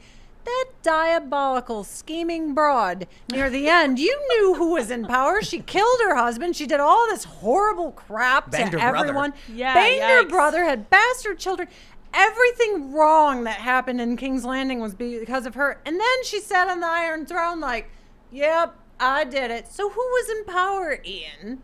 Who was it? Jeez, in Game of Thrones, It was Cersei. Cersei was running the show. Until those stones smashed her head in. I mean, it was her dad. Until but- season 8 destroyed all her Oh, lives. right. Ah. Yeah, You see, Cersei George was R. R. amazing. Martin was like, I should have. Come out, it's just a big troll, like me and Chat. It's just a troll. It's all a lie. I'm black-pilled. There was never any books. He ran out of ideas. They got to retcon it. Yeah. They can do that. Just rewrite season 5, 6, and 7. Well, it's like there's a show called Full Metal Alchemist. Have you ever heard of it? I've heard of it. I've heard of it, but not. It's an anime. So the way they do anime is like someone will write the comic version, and then they'll start animating. A month. So like they're on chapter 10. They're making episode 1 of the show, and so the comic is always ahead of the show. In this instance, the comic stopped and the show kept going, and then they later came back and redid a new branch of the show with the new storyline. So if they decide to redo seasons 7 and 8 with like the new fixed writing, We'll I'm have there for it. CGI, like when they make like old or young Kurt Russell Oh, yeah. and not Avengers. Snake Plissken. Ant-Man. Not Ant-Man, the really cool ones, with stupid. Guardians of the Galaxy? Yes. Yes. I always yeah. forget that. I have like a love little that. hate in my heart. I'll tell you guys off camera. Who played the guy in Ant-Man? The old guy? I didn't see it. I can't remember his name. You know what I'm talking about? Yeah, wasn't he the one that got throat cancer from cunnilingus? Oh, what? Wasn't he married to That's next level, Catherine man. Zeta-Jones? Oh, that's Michael Douglas. Yes, is that yes. him? They de-aged him in Ant-Man. Oh, wow. He's like Oh. a young version, and in the Avengers, there's like a 20-year-old version. Yeah, of and him. I thought it That's was pretty awesome. good. So they could do that for Game of Thrones. Problem fixed. We're good. Just give me like a stick figure animation explaining the fixed version of it. I'm satisfied. Yeah. Like, here's the quick synopsis. We fixed the storyline. Cartoon. I'm sure fans have Jon done it. Snow can say something besides, I don't want it, and she's my queen. Dude, they should have brought Ned Stark back. I mean, come on, guys. As a Well, he zombie. was Use in the- magic. Use he the red, was in the Red Queen. books. Bring him back. Reunite the Starks. That would have been the best. When they stole Dany's dragons in the Houses of the Undying, she had visions of him without his head and Robb Stark with a wolf on his head, and they didn't show it. And I was like, damn, that would have been real cool. Anyway, I'm sorry. I took us way off. Patriarch. Good show. Well, we were actually talking about like at some point the media, and so I pulled up this tweet from Glenn Greenwald. I have no idea when. I was planning on segueing to this, but we went to Game of Thrones. Would have been which- real Okay. smooth. So anyway, let's Like just on the back of a dragon. rewind and then segue to this tweet from Glenn Greenwald. Smoothly, yes. So He's great. Glenn's great. He tweeted, however shockingly tiny and minuscule you think MSNBC and CNN's audience sizes, it's way smaller than even that. MSNBC barely has an audience on the weekends. I'm concerned their ratings are going to fall into negatives, which shouldn't be possible. I just love the absolute snark from Love Glenn. him so much. So, how many viewers do you think MSNBC gets at 8 p.m. on what is this Sunday? Like how many viewers do you think? Okay, Primetime it's show. not good. I'm going to go In the- into a couple 100,000. 6 million. 6 million? million? Is that too many? Wow. That's so generous. I'm from the Check 90s. this out. Check this Yeah. out. Fox News total viewers is 1.2 million Sunday at 8 p.m. Life, Liberty, and Levin. 124,000 viewers between the ages of 25 and 54. That means most of their viewers, like 1.1 million, are over the age of 54. CNN gets 473,000 viewers above the age of 55 and older, and only 78,000 25 to 54. And MSNBC gets 49,000 people in the key demo. You know what's crazy is we don't even do a show that day, and our clips do better than on My their own. crappy reality TV shows destroyed these people. And that was back in the day. Wow. Wow, how pathetic. Why did they like have so much power? Who was propping them up? Council Who's on the Foreign puppet Relations? master? I'm trying to figure it out. I'm feeling pretty good. You I'm but feeling you should also feel pretty scared. scared. They're gonna come for you.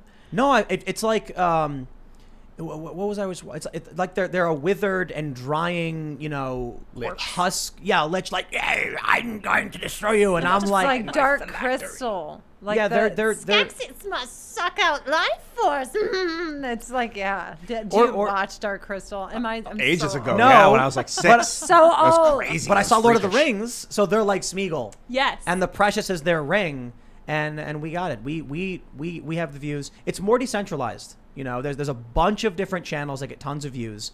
But what's amazing? Key demographic. This is the main issue, right? So almost all of the viewers for Fox, MSNBC, and CNN are 55 and older. No disrespect to them, but what do you think that means in 10, 20 years? Yeah. Yeah. They're done. It's over. Well, that's why all the big tech is trying so hard, because they know that they've brainwashed all these children, and that TikTok is where they get their news. We're so pathetic. We're on TikTok. Yep. I am not on TikTok. We got clips going up on TikTok. Really? Yeah, so I thought that's commie China stuff. What are you doing? fighting back on the battlefield, I guess. So we put up clips everywhere, and I don't blame you. if we can put clips up from this show on platforms like TikTok, good. Then the younger people who are there, I actually think it's mostly older people, to be completely honest. Maybe not completely, but there's a lot of older people on it. Are there filters? I don't know. Oh, like don't those actually beauty use it. filters? That's where all old chicks like Wow. me were like, oh, hey, I'm 22 again. We should put a clip up with beauty filters one day. Yeah, dude. Just Ian do as it. like a Lipstick? 17-year-old Korean guy. No, But I was thinking about this. A lot of people have been like, Tim, why won't you quit YouTube because they're censoring people? And I'm like, it's a massive battlefield. Why would we give up ground that we didn't lose yet? Dude, Sure. people ask Like- me all the time while I'm still on Facebook, because I say things and they're like, how are you still here? I'm like, don't know, for one. And for two, I built this crap. I don't want to lose it. You build something, you don't want to just bounce right it into the ground, darling. Yeah. I mean, we're setting up the website, Yeah. hiring people to do news, fully expecting YouTube will eventually give us the boot. Yeah, but until then, let's leverage as much as we can from these networks and keep pushing back. Otherwise, just like walking away is. Come on, YouTube. It's Timcast. They're good folks. Like, keep 100%. them around. I actually think it's bigger than that. I think that we need to make conservatism and these good right-wing ideas cool. And that means putting them on platforms like TikTok. They are much as we cool. don't. That's why all I the punk know. rockers and weirdos true. like us are like on the side now. We are the cool ones. Did you see right. Bad Religion do that like weird pro alt-right song? No, every time people forward me these cringy songs, they're like, you're going to love it. I'm like, yeah, no, I have a life. And then I don't watch it. If there's a cat, That's it's different. on. Or a chicken, watching it. Check it out. Like the reason the ratings are in the gutter for MSNBC worse than CNN is that they excised their legitimate audience for Orange Man Bad. They were so desperate to get ratings that they were like, let's keep saying Trump sucks. Well, let's say, a few years ago, they had 100,000 key demo viewers and 75,000 are rational, moderate people like us. They went so insane, they lost all of them, but they gained 500,000 to 1 million Trump derangement syndrome people. Now that Trump is gone, their whole brand was, we're the anti-Trump. There's no one left to watch with no Trump. These punk rockers, it's the same thing. For decades, you have some bands who have built themselves up like, we are the anti-establishment, the war machine is bad, yeah. And then all of a sudden they find themselves on the winning side. They find themselves saying the same things as Walmart.com. And they're like, if we come out and say they're wrong, our audience that we've built will hate us. You know what I mean? what? I was kind of scared when I started saying things. And you know what I got? Every libertarian and conservative person just came and bought Avon from me. And I'm like, what is going on? Like dudes. Dudes, we have bug guards. So everyone's buying SPF and this and that. And I'm like, this is amazing. So yeah, I got canceled by the left. And my fellow, I guess, patriots are very supportive. I'm sure you guys are finding that out. It was the exact opposite of what I thought was going to happen. And then they can't fire me because I'm independent. And all they want to do is fire me. So we went to a skate park. Somebody super chatted us, and they were like, "Tim, go to Wakefield Skate Park. It's like in the DC area." So we went there, and first of all, let me just say, like, wow, that it's falling apart. Like the ramps are collapsing, and I'm like, some little kid's gonna fall in. Anyway, there was graffiti, and it said Black Lives Matter. Like some young teenage kids skating at a skate park were like, I'm going to vandalize property with the corporate message from Amazon.com. Yeah, Starbucks made me do it. Yeah, right. It was like the weirdest thing. I was like, imagine you go to the skate park and like some kids, like he walks up to he's got spray paint. He's like, Walmart.com. And I'm like, okay, Edgy. I guess. Dude, like, we were all like, you know what would be cool? Let's spray paint Tool. Yeah, Tool kicks ass. You know, sorry. People Things used like that. People used to like vandalize, like to break, to do damage. I mean, a lot of kids would like spray paint a name or something, but you typically would go to the skate park and they would write swear words and draw dicks and stuff like that. Don't you miss the days where people watched Beavis and Butthead and we had to worry about kids laying in oncoming traffic on the highway? That to me was way more peaceful and better than what's happening now. Man, what happened? I encourage that to come back. The internet like displayed some the truth of what humanity is. The mask has slipped. We're all sociopaths. That's what's you know happening. what I was thinking about this. I'm like, I'm 35, man. I just don't understand these kids these days. I know, right? Like there would You're never still young. No, but like when I was 15, like I would go and be like, that thing I saw on the TV about us holding hands, that's what I'm gonna spray paint. We were just spray painting dicks on the ground. We weren't raised on our phones. I didn't have a Yeah. cell phone until I was 21 years old, and Yeah, I moved to same. New York City Same. after I won Top Model. So I didn't have this like, I always my phone, and every moment on my phone. Like, it is pretty cool, but you could put it down. I That's heard that kind of fun, babies too. are being born with their necks arched forward from people staring down at their phones. This could be They're getting here's- spurs in their necks or the something like that. babies. The new Yeah. creation of human is being born different because of the way people stand. I've heard neck spurs. Okay, Unplug. Dude, it's the Borg. You know the Borg from Star that Trek. happens fast. You always say Borg. I feel like it's a Zerg. Like, someone's Kerrigan, the puppet master. There's a and Borg this queen. is like StarCraft. Yeah. No, the Borg has a queen who is hierarchically above all of the rest of the Borg. Well, I respect Trek. I was Yeah. never into it. The Zerg have the Star overmind. Wars. It's also the But here's the general story of the Borg is that they were a regular humanoid race who started incorporating different medical technologies into themselves, cybernetics, until they linked their brains and then instantly became a hive. They could hear everything all at once, and they worked in unison, and all of their minds became one mission. And we got these kids, they're on these phones, and they're getting the corporate messages, and they're like, yes, spray paint, corporate message. Yeah. dude. You want to talk about being in the Matrix? If one agent sees you and then everyone else knows that you're there, that's like the mind meld Dude, thing. it's like, you know Luke, right? He's been on the show. Yes. He was we were in Germany together, and someone saw him in a photograph. Like he was like walking a different direction from someone else, and so they accused him of being a Nazi. What? He's walking down the street, and then someone points at him and yells Nazi, and then random people get up, run up to him, start punching him and beating him and this other guy Max. Like this random German journalist Max, who's like just a regular guy. These people just get up out of nowhere, and it's like you were saying, like the agents. One agent sees you, and then all of a sudden, the other people just like turn into agents and then start attacking you. That's like what it is. I wish they'd do that to pedophiles. The bad people never get punished. know, right? They're like, buy them Lear jets and give them money. And I'm like, wait a minute. And then Luke's just hanging out, and they all kick And his the ass. anchor person on TV goes, "That's a conspiracy theory." Oh, okay. You're like, "Hey, look at this story about this guy," and then they're like, "You're a conspiracy theorist." That's not true. I'm so tired of humanity. Can I be honest with you guys? yeah. Everyone out there, I hate 95% of you. I'm Bilbo Baggins. On my property, I have the sign that says, we don't want any more visitors, well-wishers, or distant relations. Like, get away. So this is Bilbo after returning from defeating Where he's Smaug. like, I just want to see mountains Yeah. again. I hate these people. He was traumatized. I Yeah, mean, Bilbo. because he was surrounded by simpletons. He's like, they haven't even seen the world like yeah. most Americans. Yeah. We've seen the world. Yeah. I mean, I lived and worked in South Africa. I almost died in Russia. I lived out of Italy times. and worked on a visa. Same thing in France. I mean, these people have all these big opinions on the world in America, and they haven't gone anywhere. I saw it once on Instagram. It's like, okay. I think people are losing their minds because of living in their phones. Yes. Because they don't have real world experiences. So let's do a we're doing a weird segue show today, but this one I'm greatly offended by. I don't understand this. Actually, I'm super not offended by this. There's a guy named Ali London who has come out as trans Korean, and he got surgery. I guess I don't know if he got surgery, but his eyes like. So I thought it was funny because this. It's like the supermodel fox lift.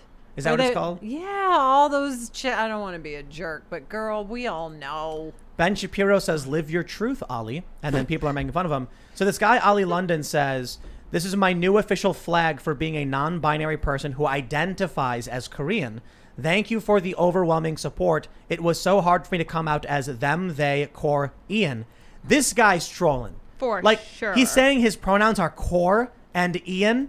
So I like, love him. What? I think he's great. That's like all these people that come to the Italian Christmas party at my ma's, and they're like, "Oh, lasagna! Hey, we're part of the family." And we're like, "Hey!" And they are part of the family, only they're not. Look at it. Look at this tweet he put up. He pinned it. My transition story and how I became Korean. You know what I find really funny about this? The reason why this one really like. First of all, I'm all for it. I think everybody should want to be Korean. Of course. So I'm sitting here like, all right, but it's just, I don't know if he's being honest. If it's a big prank, it probably is. But the idea that someone who's a white British guy wants so desperately to be Korean, and he does a video where he's like, "안녕하세요," like, Oh my God. I'm like, dude, I actually, my mom would make bulgogi when I was growing up. He wants to be Korean more than I do. I'm actually part Korean, and I don't even speak the language at all. And this is some white dude in London who like wants to be more Korean. It's an identity crisis. It's not real. And People are mentally ill. We're all like, this is a mental illness crisis that we've never seen anything like this before. It's like they've open all the doors of, insane asylums. It's like the Scarecrow in the Batman movie when he just released the drug on the people. That is what the phone's done. TMC says British influencer identifies as Korean after 18 surgeries to look like BTS singer. I'm sorry, man. This is a guy. He's committed. I think there's a lot of people who like, there's transracial is like it clearly has been a thing for a while with Rachel Dolezal and people like Sean King, where they're just claiming to be a certain race when they're clearly not. And anyway, so you get people like this, and it's the weirdest thing to me because I'm like, I had a bunch of like white nationalist dudes tell me that I wouldn't understand the alt-right because I have no identity. They're like, Tim Pool is like mixed race, so he doesn't actually have an identity. You mean you're an American mutt like most of us? Like most people? Like how many people are like, I'm Irish? And it's like, well, you're also German and Italian. Yeah, you're a whole and, bunch of stuff. I'm Italian, Lebanese, Irish, and Scottish, but I was raised by a full Italian woman whose parents and family were all off the boat. And I feel Italian. Because you were raised Italian. But I ain't. I am an American mutt.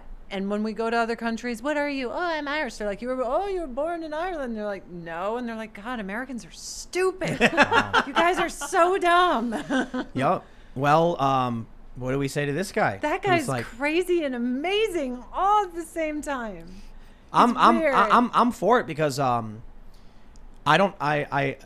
might get in trouble for even talking about it, but I don't see the difference between this or any other identity. Like if you just want to assert, I think it was Zuby who was saying that race is a social construct because if you said, he made a good point about this. I don't think it's fair to say completely, but he said if you told people that Obama was white, they would say you're nuts. If you said he was black, they would say, of course he is, even though he's the exact same amount of white as he is black, So probably to people in Africa, they look at Obama as probably more white because he's not, he's not the same as them. He's mixed race. That's a really good point by Zuby. So you look at something like this and he's like, okay, well, gender, like biological sex, hard physical differences between the biological sexes, but you could have somebody born in Korea who could probably pass for white, or someone who's born in France who could pass for Korean. I've known a lot of people in my life who were just like regular white people and they were like French and they looked like they had some Asian in them. Like, no, completely white. Oh yeah, my husband has like I thought he had Native American, and it turns out he's full Viking. He went and got a DNA test, and I was like, Wow. that totally makes sense, Wow. you Nordic giant. The Celts were all over the place. They came from like the northwest Europe, and they went to like East Asia. They went to like Anatolia and past Turkey. Yeah, they we're- went down to Spain. Like they were everywhere. We're all humans, and colonizing is simply conquering, and that's what human beings do. We kick each other's asses, and we take each other's stuff. That is what war is. So when people are anti-war, I'm like, yeah, I'm anti-war. And when you don't gloat how you're taking all their stuff. So what? We've been in the Middle East forever. Congratulations, everyone. We took all their things. Just say it. That's why you're there. You know what I mean? But with this thing, remember the cat lady with all the surgeries and everyone made fun of her for years? She was ahead of everyone. There's this like socialite was, yeah. that turned herself into a cat. She was the original. So Well, there was the trans cat, trans female cat. I'm genuinely trying to get this correct. is this for real? There was an individual who was born male, who got surgery to look like a tiger, and then Okay. came out as transgender as well. And then it's a sad story. Ultimately, ended up committing suicide. Aw. So I think one of the issues is that people who have, in many respects, an identity crisis, and they can never figure out who they are. I don't think that in many of these circumstances, like this guy. Look at this photo right here, from what's his name, London Ali London or whatever. This face he's making where he's like doing his fists. It's a caricature of Korean people. Like I don't think he's ever actually gone to Korea and met a Korean person because they don't act like these cartoon characters. There was a viral TikTok where a guy was talking to the camera and he was making these really creepy motions where he was like bouncing like this as he talked and doing like that. Acting like a cartoon character from a Disney movie. Yeah. You know what I think it is? I think a lot of people, when they grow up and they're completely entrenched in seeing some kind of behavior, their brain adds that to like, this is what adults do, this is how they act. So when you get a guy who's doing these face things, he spends too much time watching fiction, like this caricature of Korean pop culture where it's not how people act. Nobody acts that way. Could you imagine if Americans were walking around like NSYNC and dancing and singing with each other all the time? It's not like real life. Okay. But they think it is. So now he's like, in order to be normal, I have to be that. How old is he? I don't know. 24, I think. Okay, Yeah. Ian, this is our generation's fault. We failed the children. People our age had kids, and we told them all this bull crap. You could be anything, Johnny. You're a winner every moment, anything you dream. And this is the result. We had a chance between 2006 and 2009 to set the record straight and get people to unify, but then we gave power to Obama and let him act like the new messiah. Everyone, it's almost like, Ever see the speeches? blasphemy to speak out against the to guy. be fair, what do we do? McCain? It's like, it was it was awful. Ceding It was power to awful. a president was the betcha. problem because we I shouldn't do have done miss that. chick. Sarah Palin? Palin, yeah, she was fun to watch. It was like we gave power to a president for the last time. Like it was the last straw. You cannot give power to one guy to run this country. It's too much of a big of a job. Well, I think Americans did come together, and then they vilified everyone for doing it. In 2016, they all voted for Donald Trump, except for me. I didn't do it, but my gay cousin did, and so did his partner. And you know what? Voted for Trump in 2016. 2016, and in this last election, my gay cousin, hi if you're watching, made a gays for Trump sign, all rainbow and sparkly, put a floodlight on it in the south side of Chicago, and was like, bring the hate crime, baby, bring the hate crime. He was like watching out the window like, I'm gonna get them. And I'm so proud of him because he's all like, I reject LGBTQ community, it's been hijacked. I reject broken glass and all this stuff that they're telling me is okay and burning down buildings. And I'm like, my cousin is so based. I was very proud of him. That's punk rock. Yeah, raised Mormon, gay as gay can be, and was gay for Trump. I'm like, I love you. It feels like we had a chance in 2006 to 2009. Again, these years for me it was very it was a growing period where we could have ended the war and we didn't. And now the young generation is like, oh, this is okay. Then I don't care about anything because if that's okay, then this world has no meaning. Trump wanted to end it. Yeah, it was like, what was it, day 2? Yeah. Get out of That's Afghanistan or what whatever? one of the things that woke me up, and that's when I started digging. I was like, wait, he wanted to end the war that Obama lied to me about, and then I researched and found out it was all a lie. You know, I think you're right about they see the war and they're like, nothing matters. My view of it is you grow up in a world where like you're literally born into a country at war and occupying the Middle East. And it's like, how do you argue morality? How do you, for all of us who experienced 9/11, there was a shock to our emotions. And so they made that case, and a lot of people bought into it.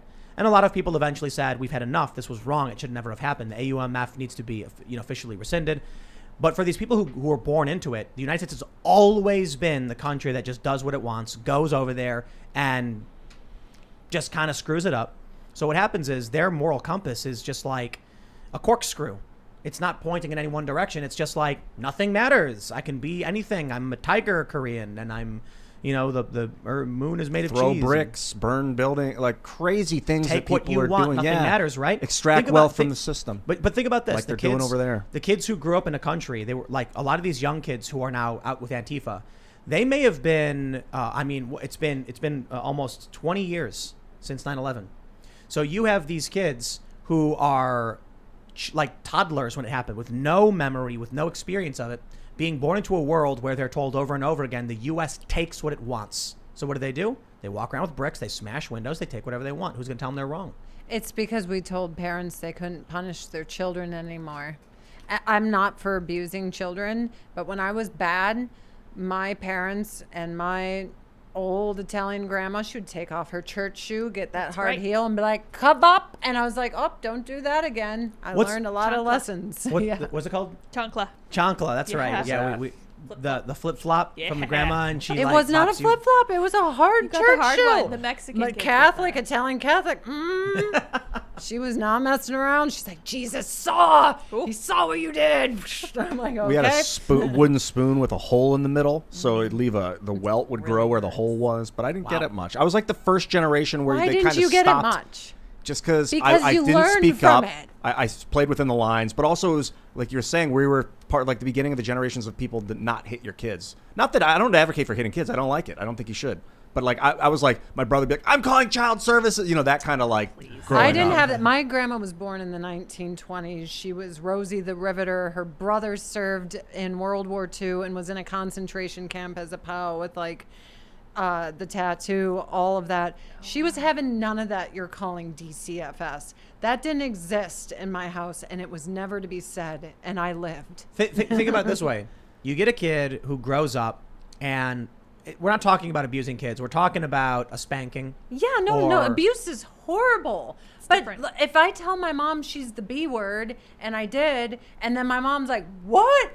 Bob, which I deserved, and then I sat there like, oh, maybe I should never call my mom a bitch again. And that's what I did. I think there's a line. I think there's a lot of research that shows that corporal punishment, I guess they call it, is not particularly effective. But I have to question, what's the research going to show on when you have a bunch of kids who grew up without punishment at all? Mm-hmm. Or it was very much like, okay, honey, okay, I'll buy you ice cream if you calm down.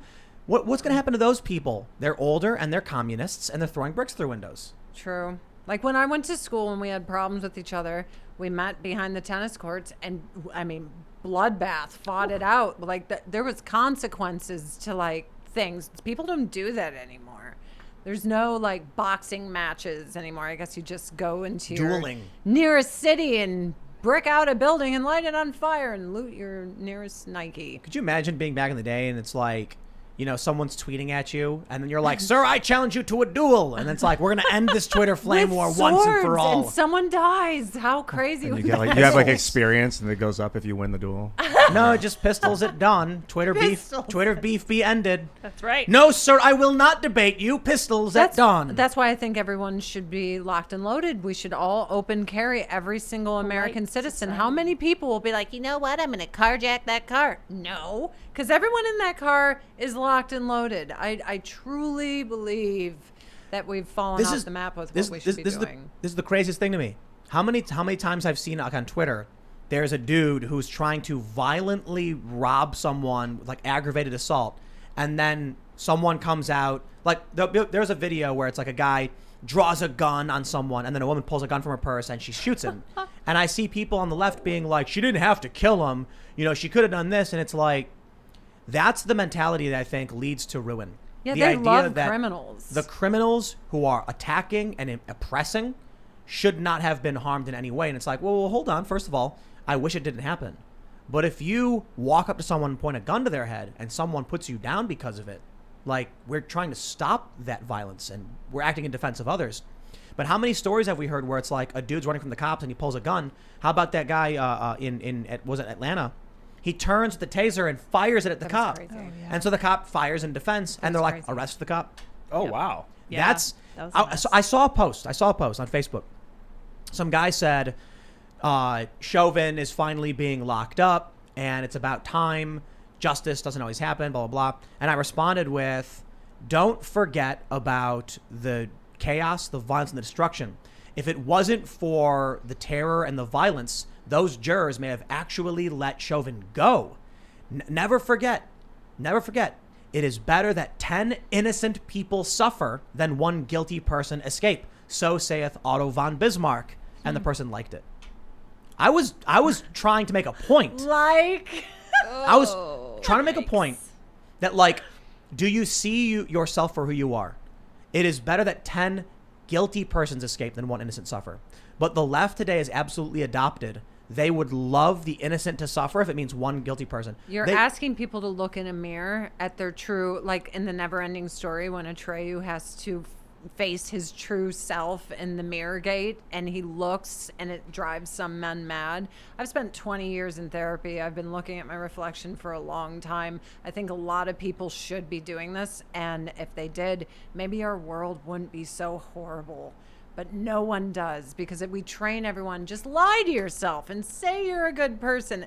There's hardly any good people. Like humanity, what we want to do every day, we want to be selfish. I cook delicious food and there's a crispy piece of chicken and my selfish brain goes, I want that. I don't want to give that to my husband. And then I have to override that selfish, worthless behavior and give him the good crispy chicken. And I'm like, that shouldn't be so hard, but it's hard. I want But the chicken. You're a good person, right? Is that good? Where my first thought is I want everything good for me. You got to define Yes, good. Good is because subjective. because you think about it and you decide to share.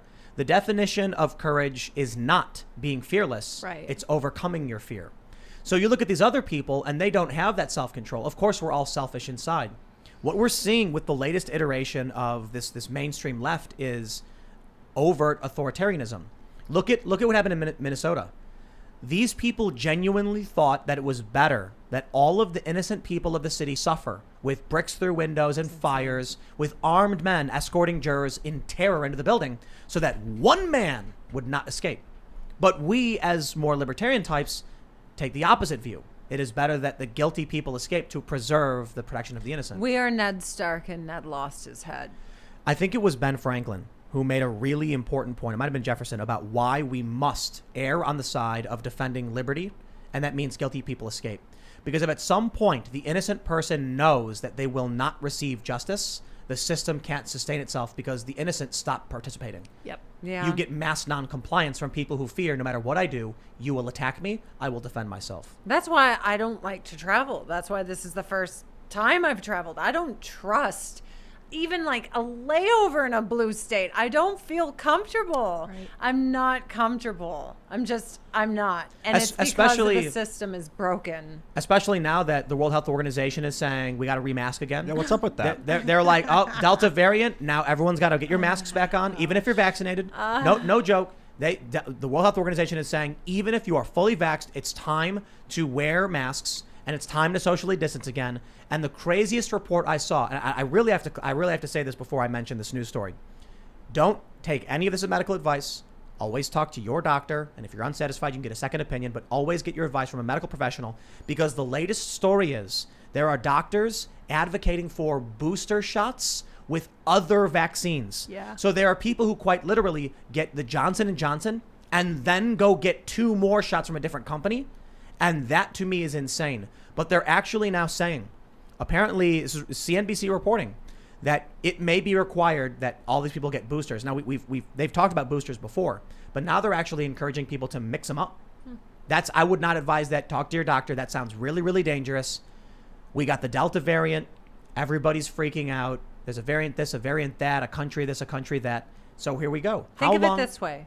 They've convinced women that injecting botulism into their face is a good idea. And we celebrate it. And everyone's frozen like this. And everyone thinks it's this great thing, botulism in their face. And then they tell us to put silicone implants or saline, which I've done, into your body. I got rid of them because they're toxic and horrible. And they don't even tell you the ingredients in this sack of fluid. They refuse to tell you the ingredients. In the saline or silicone, they do not list the full ingredients. Crazy. They will not tell you. And then Just do sand. I had mystery illnesses for like 6 years. I got them out of my body. It turns out one was ruptured when every doctor told me it wasn't. So this mystery silicone ooze was, if you're wondering why I'm insane, it's probably because a mystery silicone ooze. So now the same people that like have convinced women mutilate your bodies. It's great. Oh, and then all this. I don't trust anyone. Everyone's a liar and everything's for money. That's what I feel like. We've heard over and over again about the variants. Now you've got more lockdowns underway. Australia is locking down again. How long until these blue states start locking out again?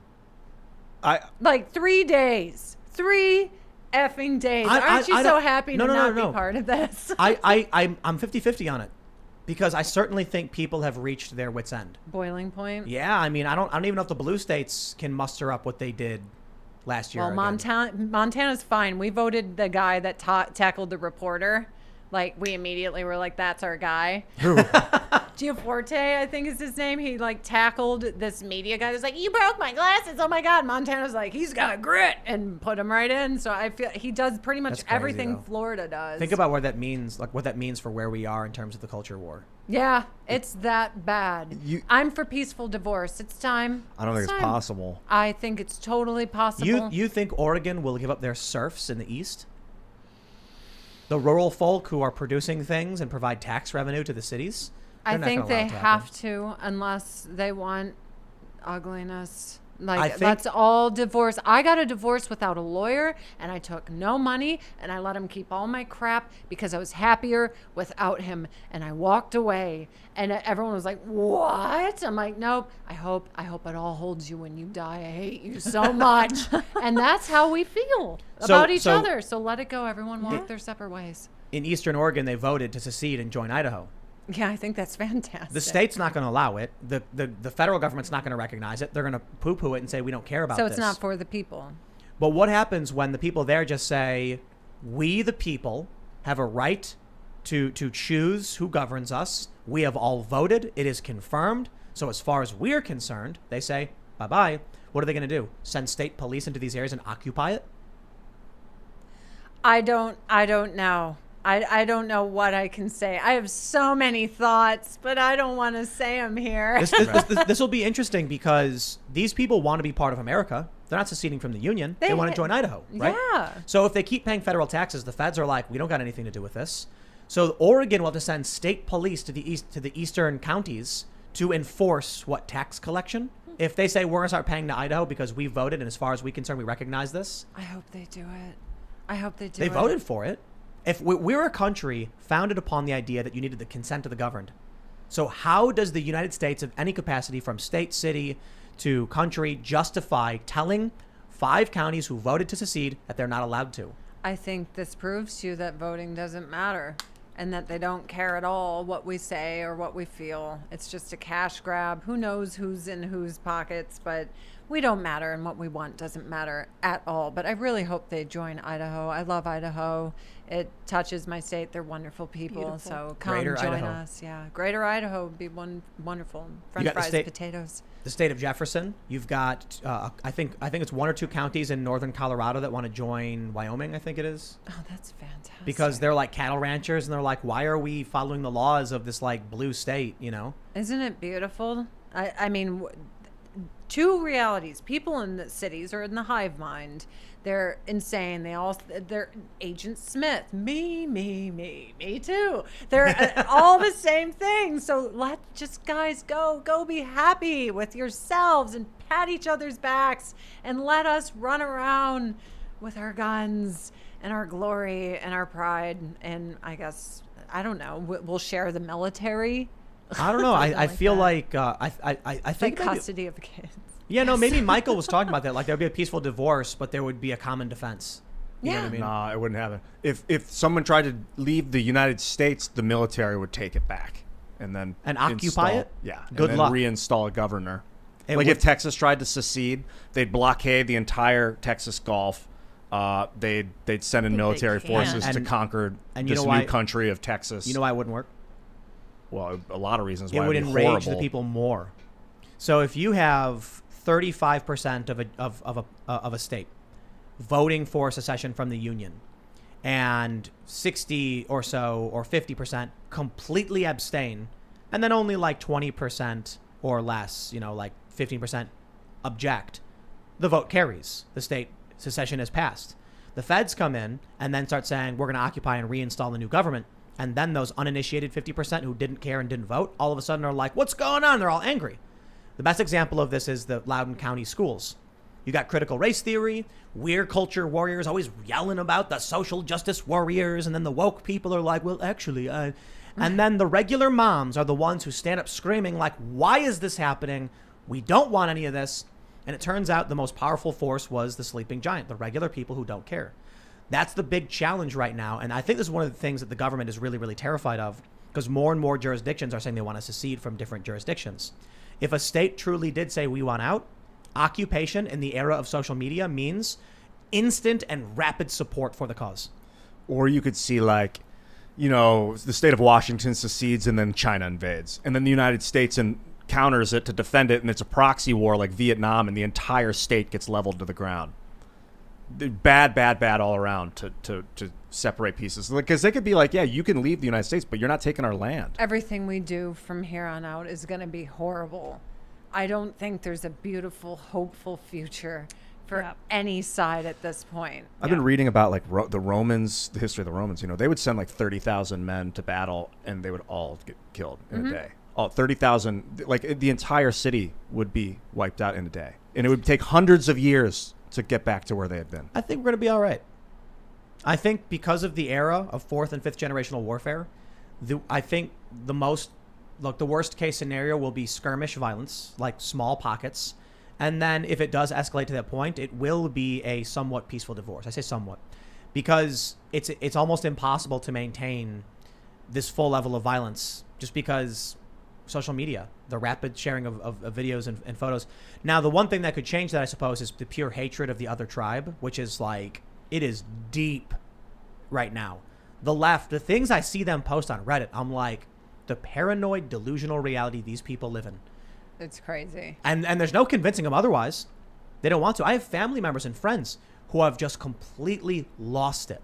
And they say things to me on Facebook that I'm like, that's not real. Like, let me show you that it's not real. And they're like, no, it doesn't shut matter up. if you show them. It's Right. almost like a woman whose husband has abused her for years.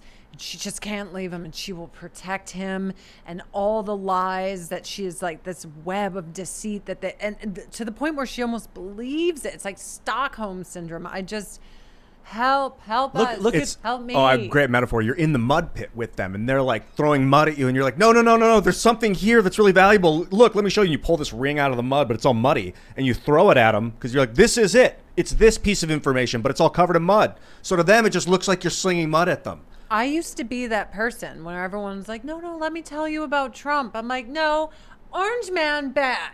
Anderson Cooper said Orange Man bad, and bad man is orange. And that was me. And I didn't even watch news. I had this big opinion because I was programmed. And then I finally pulled myself out. How'd you get out? Wait. Do you remember when Alyssa Milano tweeted, he is literally orange, and that's part of his strategy or something like that? Like, she was actually mad that he was orange? She sucks. I'm sorry, she sucks. How did I get out? Yeah, how'd you get out of it? I watched the both sides video, the real one. What's that? The one that they didn't manipulate with reality TV editing, which I understand very much because I worked also behind the scenes on reality TV shows doing Frankenbites and manipulating things to make people say things they didn't. And when I saw that they did that to Trump, what they used to do to me on TV, it was like the Matrix, all the code was all in front of me. And I'm like, oh my God, our news is a reality TV show. And everything, they're like, how can we manipulate this for cash? Do you know who was running CNN? A reality TV show producer. Yeah. Yep. And we had a reality TV show president. Yeah, look at that. That's right. Yeah, you have a reality TV show contestant here. Talking politics. Everything is the Truman Show. And just there's, saw it. there's a conspiracy theory that the show's not live. It was actually recorded in 1877. It's true, yes. It is We went back in live. time. It is live because I'm really trying to watch my mouth. Anybody out there knows? But I don't understand why anyone would think that, because we have like super chats and I read them and you Right. can see them and then we read them. time. No, Tim, it's quantum tunneling. That's great, yeah. The joke I made was that we record the show after the show comes out. We go back in time and then upload it through a time Is vortex. this like Donnie Darko? Yeah, Cellar door. Love it. Okay. that's a good movie. Let's read super chats. My friends, if you haven't already, please tap that like button. Give a little tap to show that you like the show. Subscribe to the channel. Share it with your friends. If you're listening on podcasts, give us a good review. And don't forget, go to timcast.com, become a member. We are going to have, I will call it a juicy and salacious Hollywood tale. How about that? God. No? No. Yes. Yes. Timcast.com, members only, around 11 or so. But let's read some super chats. Okay, what's this one? Bogdanoff says, Tim, I smashed the like button like you said, and now it's asking for child support. That's awfully quick Whoopsie. to ask for child support. You'd imagine that would take at least 9 months. Time. All right, let's see. Ronan Jack says, third place in the hammer throw does not a Thor make. That is correct. Burn. Oh, these super chats are from earlier in the show, but I'll Fight You Naked says, being of Korean heritage, I think it is terribly important for Tim to weigh in on the British kid that just declared himself to be a non-binary trans Korean. Oh. Even spent $150K on surgery to look the part. I mean, I'm chill. Everybody should want to be Korean, That's right. you know. Yeah, So you guys what am I supposed never to say to him? age. Bring it over here. I know, right? Even Yeonmi, who is here, who's Korean, thought I was 10 years younger than I am. Isn't that beautiful? Yeah, Wow. it's crazy. Not fair. And That's she a good is thing. from Korea, North Korea to be exact. It's nonsense. All right, Jack O'Neill says, will your new paranormal show investigate Cheyenne Mountain? We need to know why it takes so much energy and Air Force funding. Yeah. I believe that is a 100% yes, of course. I'll go for I got a private tour there because of military friends when they were shutting it down. And I was like, interesting, you're moving all this stuff in here. Shutting it down. Yeah. Yeah. I've heard that you see phenomenon when there's rushing water underground, underneath areas, like that'll cause electromagnetic activity. Sometimes ghosts are seen in areas like that. Interesting. Under mountains, maybe. Ghosts are under mountains. I do enjoy your brain. might be. I was in, I think I was in Brazil. Can't remember exactly where. And I went to an abandoned military base, and it was so creepy. I agree. There's been some creepy crap I've seen in my life, but I've never seen like a ghost like, yo, what's up? Ah, boo. I Have you was ever like, seen those like floating orbs, No. like balls of light that like you see in your peripheral or anything? Or sometimes they show up on cameras. I mean, I used to do a lot of hallucinogenics and I saw a lot of things. Tell me more. I stopped seeking those answers that I always lost once I sobered up. All right. David Flores says, Tim, I recently purchased the I Am a Gorilla t-shirt and wore it to work, and it was a big hit. Of course, the best shirt ever. Go to timcast.com, click the store. Oh, you have one. Yeah, I was actually stoked. I love free things, and you gave me a free thing. They I'm gonna wear they it. really, Darkened it. Yeah, I don't understand. That was a little dark. Yeah, like you can't even see the suit. I don't It's a care. gorilla wearing a It's suit. free shirt, and I got a shirt from Luke too. So there you now go. I've double dipped. I've got them both. Nice. All right. Anchor Agarwal says, has Adrianne checked out Anarchist Handbook by Malice or Enough Already by Scott Horton? If so, any thoughts? Also, what would Adrianne recommend for a city person who wants to adjust to the country? Okay, I have the handbook in my hotel room, and I need to start reading it, but I was stuck into Jordan Peterson's book. Oh, So that's I'm great. like, I'm going to get there. How to adjust.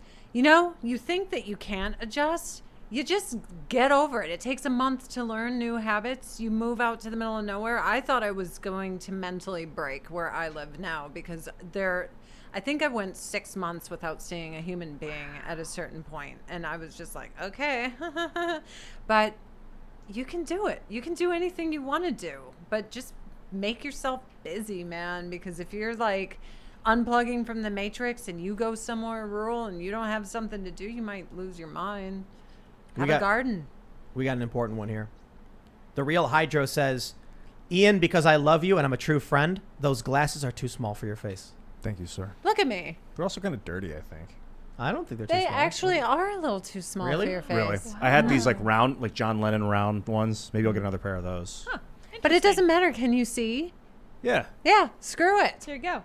All right. Peter Watkins says, Ian, until you fold one and hand it to a grieving wife, of course you don't know why that cloth is so important. The symbolism. I don't know, man. I won't die for a symbol. J-Max says, I did a ceremony flag burning in the Air Force. The flag is a symbol of freedom, especially those that have fought for that freedom or have lost people defending that freedom. As burning goes, I have the same stance on drugs. I agree with its legality, but not with the morality. Yeah, I feel that way. I don't like people burning the flag, but I respect their right to burn their own private property. I don't like prostitution, but I think it should be legal. You know? There's a lot of challenges that something interesting's happened because the Democrats have lost the plot. I'm seeing a lot of people embrace religion. I found God again last year. Agnostic for years, and I was like, "Yep, nope, good and evil. I'm on the side of good." And it's resulting in a lot of really. I think it's opening the door for former liberals to actually hear legitimate conservative arguments on why they want certain things to be illegal, like marijuana or prostitution. And there's a lot of interesting points that you don't hear when you're in the liberal bubble. You don't hear the real arguments. Why would you want marijuana illegal? What's the argument for that? Are you guys familiar with that? I'm not going to pretend to speak on the actual arguments because that's kind of the point. Like I've never actually heard like a real. I've heard a few of them in recent because I'm now having more conversations. But it has to do with like the breakdown of society and community and like social cohesion. Look at what happened to Colorado when they legalized weed. Yeah, Nothing crime went up, good. right? Yeah, nothing Well, good. it's like when it comes to prostitution, when it comes to marijuana and these things, there's a limit in, first of all, can you actually ban them anyway? Otherwise people just do it. But also with I think it's misplaced enforcement. When we had social enforcement of, hey, don't do drugs and don't do these things like lewd, lascivious things, there was social cohesion, and that was a byproduct of it. So I think a lot of conservatives misplace the loss of social cohesion seeking legal ramifications for these. You know what I mean? Like, make it illegal, and that will bring back what we had before, when what we had before was When we had a moral compass. Right. Yeah. Or at least the facade of one where we pretended we were better than what we are. Yeah, I think this reminds me a little bit of how parents looked at kids who had high self-esteem who did really well in life, and they decided that it was because they had self-esteem and not that they were like strong students and good upstanding young people, that they actually had self-esteem. So it's a case of, I think, inverted causality. I think that's very much the same way for marijuana and stuff. You know, you guys can't get me anymore, but I really do appreciate the Daily Wire producing that cut of me being trolled by the chat over Michael Knowles' book. So good. Fine Castle IE says, is Tim now humiliating his chat trolls? I'm speechless. Next, he will control her words and her mind, like what Michael Knowles said in his upcoming book, now on pre-order on Amazon. You can order it now. Yeah, you can actually order it right now. Yeah, Michael Knowles has a book. I know. People are. Do you know? You're familiar with the meme? Of Yeah. course. Oh man. People are asking about my waifu. Okay, moving on. When you were talking about drugs, were you saying that like back in the day, there was social cohesion and they were attacking drugs, and now there's no social cohesion and so a lot of drugs are legal, so people are thinking that it's because drugs are legal that we've lost social cohesion, Yes. but it's not. Basically, 80 years ago, everybody was like, hey man, don't do these drugs and, don't be a prostitute. And they were all like, okay, social enforcement. It's kind of like what Jordan Peterson says about monogamy. Over time, society becomes less and less cohesive. Yeah, Different. especially with the internet. Oh, definitely. It decentralizes different communities or Diaspora. different things. And then you end up with people saying, we need to ban these lewd, lascivious, and degenerate things to return to when our society was actually functioning, was more functional than it is today, because this fighting is destroying us. There's an interesting point that we're becoming, as a country, extremely dysfunctional, like talking about peaceful divorce. Some people genuinely believe if we have enforcement of certain like moral laws or whatever, it'll bring us back to those points where we had cohesion. You're still going to have prostitution and drugs. And the fun part of both was getting away with it. Now when it's legal, what is fun about this? Everything's legal. I'm like, this isn't even fun. I think a lot of marijuana psychosis comes from it being illegal, like being afraid. For me, Yeah. I was afraid I was going to get legalized caught. it everywhere, and I quit. Really? I was like, this is stupid now. It was better in LA when it was legal. Well, what, when Obama was rating everything? Yeah. It No, was it was shortly super after. legal. Yeah, like 2017. It was nice. All right, Miles Kinslow says, "Hey guys, Tim, you have one legend here. Adrianne, I remember seeing you from America's Next Top Model. It's amazing to see how much you've grown. Also, loved your interviews with Howard Stern. Wish you the best." Oh God, I'm sorry. How many did you do with Howard? I was his first celebrity guest on his Sirius and one of his last on his radio. But Cool. yeah, I've been lived a watching lot of life. A lot of Howard Stern lately. You have. I've lived a lot of life. I can't stand his TDS, but I still like him because I'm not a bigot. That's right. And that's what you do when you're not a bigot. Skeptic says, "Tim, can you address your tweet thread about anonymous users? How is it different than you towing the line with YouTube's terms of service? Respectfully, Alex." I have no idea how the YouTube's terms of service relates to the thread about anonymous users, but we did mention this. I thought it was really funny how I tweeted something like, "Stop responding to accounts that don't use their real avatars or names and watch political discourse greatly improve." And that is a fact. And a bunch of people got really mad and they were like, "No." And then people made videos like, "Tim is melting down." And I was like, I have 825,000 followers. I can tweet something like, "I picked some fresh raspberries today," and there will be like a communist squirrel saying something like, "You're so dumb because those aren't raspberries, they're salmon berries," or something ridiculous.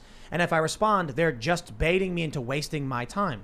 I have too many followers. I'm not trying to be disrespectful. It's hard to sift through, so I barely even look at the replies to my tweets You anymore. got to be a last worder. I was like, "Dear Twitter, you are all horrible human beings. I hate all of you. You're just vile, disgusting creatures." And I was like, "Deactivate." And they were like, "Ah!" Like they started coming in. I was like, "Goodbye." This is something really interesting that happened today that greatly exemplifies why Twitter is destroying everything. So Right Wing Watch got banned. And I tweeted, we wrote up a story for Timcast.com, and I tweeted, "You are burned by your own fire. This is what happens when you advocate for censorship. You get what you've asked for." And then within a few hours, they got reinstated. On Twitter, I have 280 characters. So I say, "You got burned by your own fire." On YouTube, in my 25-minute video, I was like, "Look, YouTube will probably reinstate them. They'll say it was a mistake because it's probably the algorithm that's That just doesn't hunting matter. them They down." only get their news from Twitter, Tim. But on Twitter, without the full context, now like Keith Olbermann's tweeting at me, and he's like, "What was that all about?" And I was like, as I Keith. explained in my 20-minute breakdown of what was going on in my opinions on these things, I gave the full context as to, of course, Right Wing Watch is going to get reinstated. Yeah. seemed Idiots like it. don't commit to 25 minutes of words. Of course. They're And like, "With 30 seconds or less, and throw a cat in there." Carl Sagan talked about it. Oh, what did he say? That excerpt from his book that goes viral every so often, where he's like, "There's going to be a future where people want Yeah, I tweeted sound about bites." that. Yep, tiny sound bites, 10 seconds, and they're too dumb, not paying attention. And it's like, that's where we're at. There's a study that came out. NBC News reported on it. You get, I think, 67% more engagement if you insult a political enemy. Oh my gosh. Twitter is awful.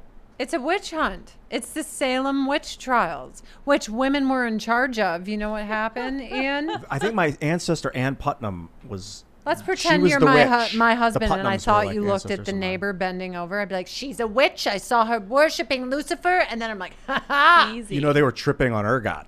Yeah, and think, they yeah. were also trying to protect their husbands' roving eyes, and she's a witch.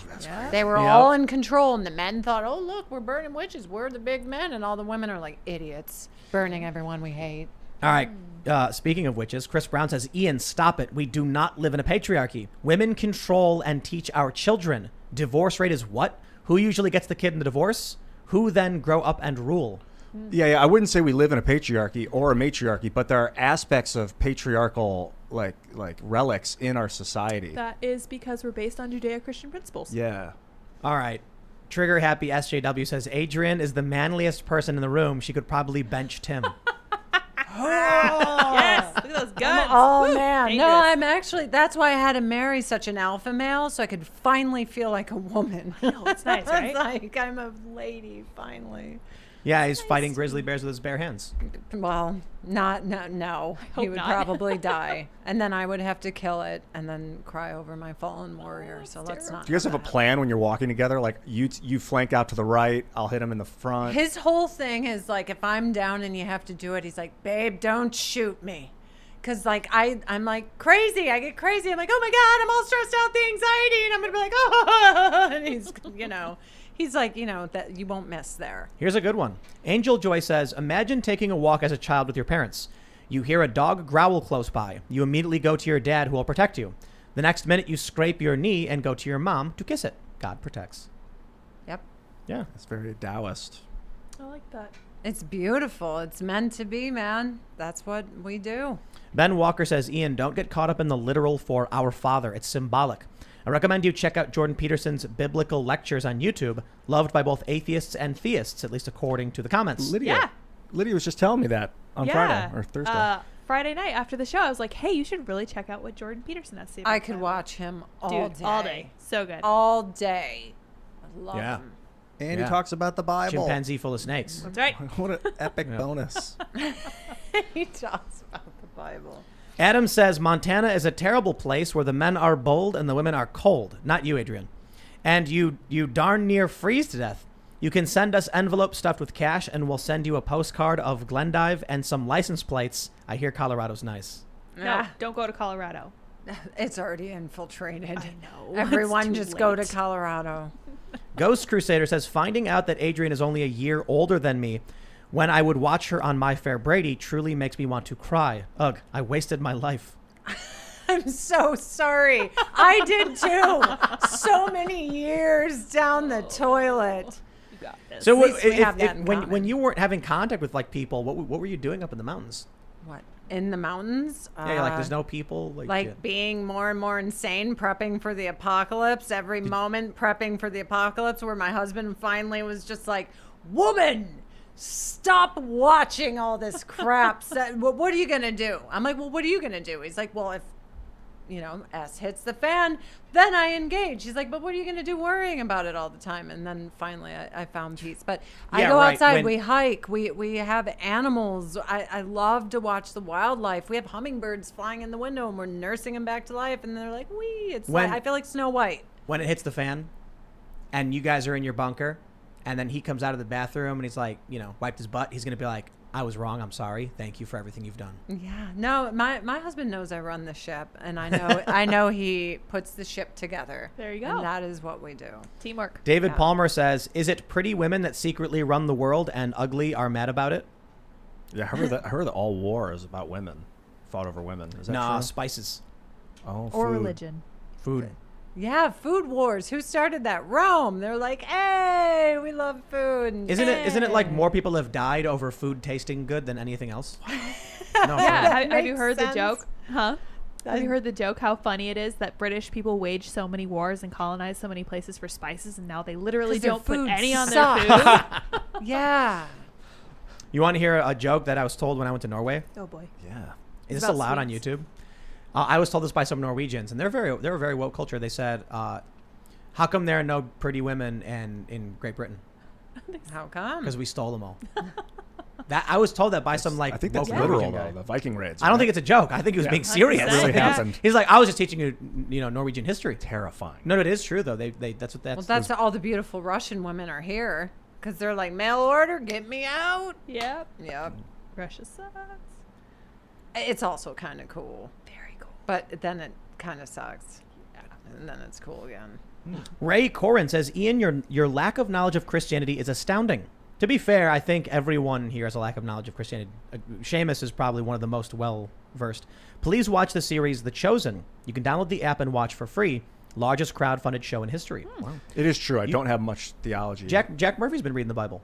Oh yeah, I saw Really? that. Yeah, I figured out yeah. about You know it. Jack Murphy? Yes, I He's don't been reading the watch Bible. this. I just got a hand-painted Bible from my sister-in-law. It was used, and it's beautiful, and it's sitting Cool. there, and I'm like, well, I suppose I should do this. Because I started asking her, I'm like, is there any verses in the Bible about being a better wife or this or So that? many. Yeah, and then she, gives me this book, and I'm like, okay, God, I guess I got to read your Proverbs book. 31. The Yeah. Bible talks. Ian, I would recommend you read the 31st proverb because it lays out the ideal woman, and she is not a passive stay-at-home woman. She works. She has her own business. She runs her family. She knows what's up. And the Bible, they put her price, quote unquote, far above rubies. And I'm like, that's really powerful. That's really meaningful.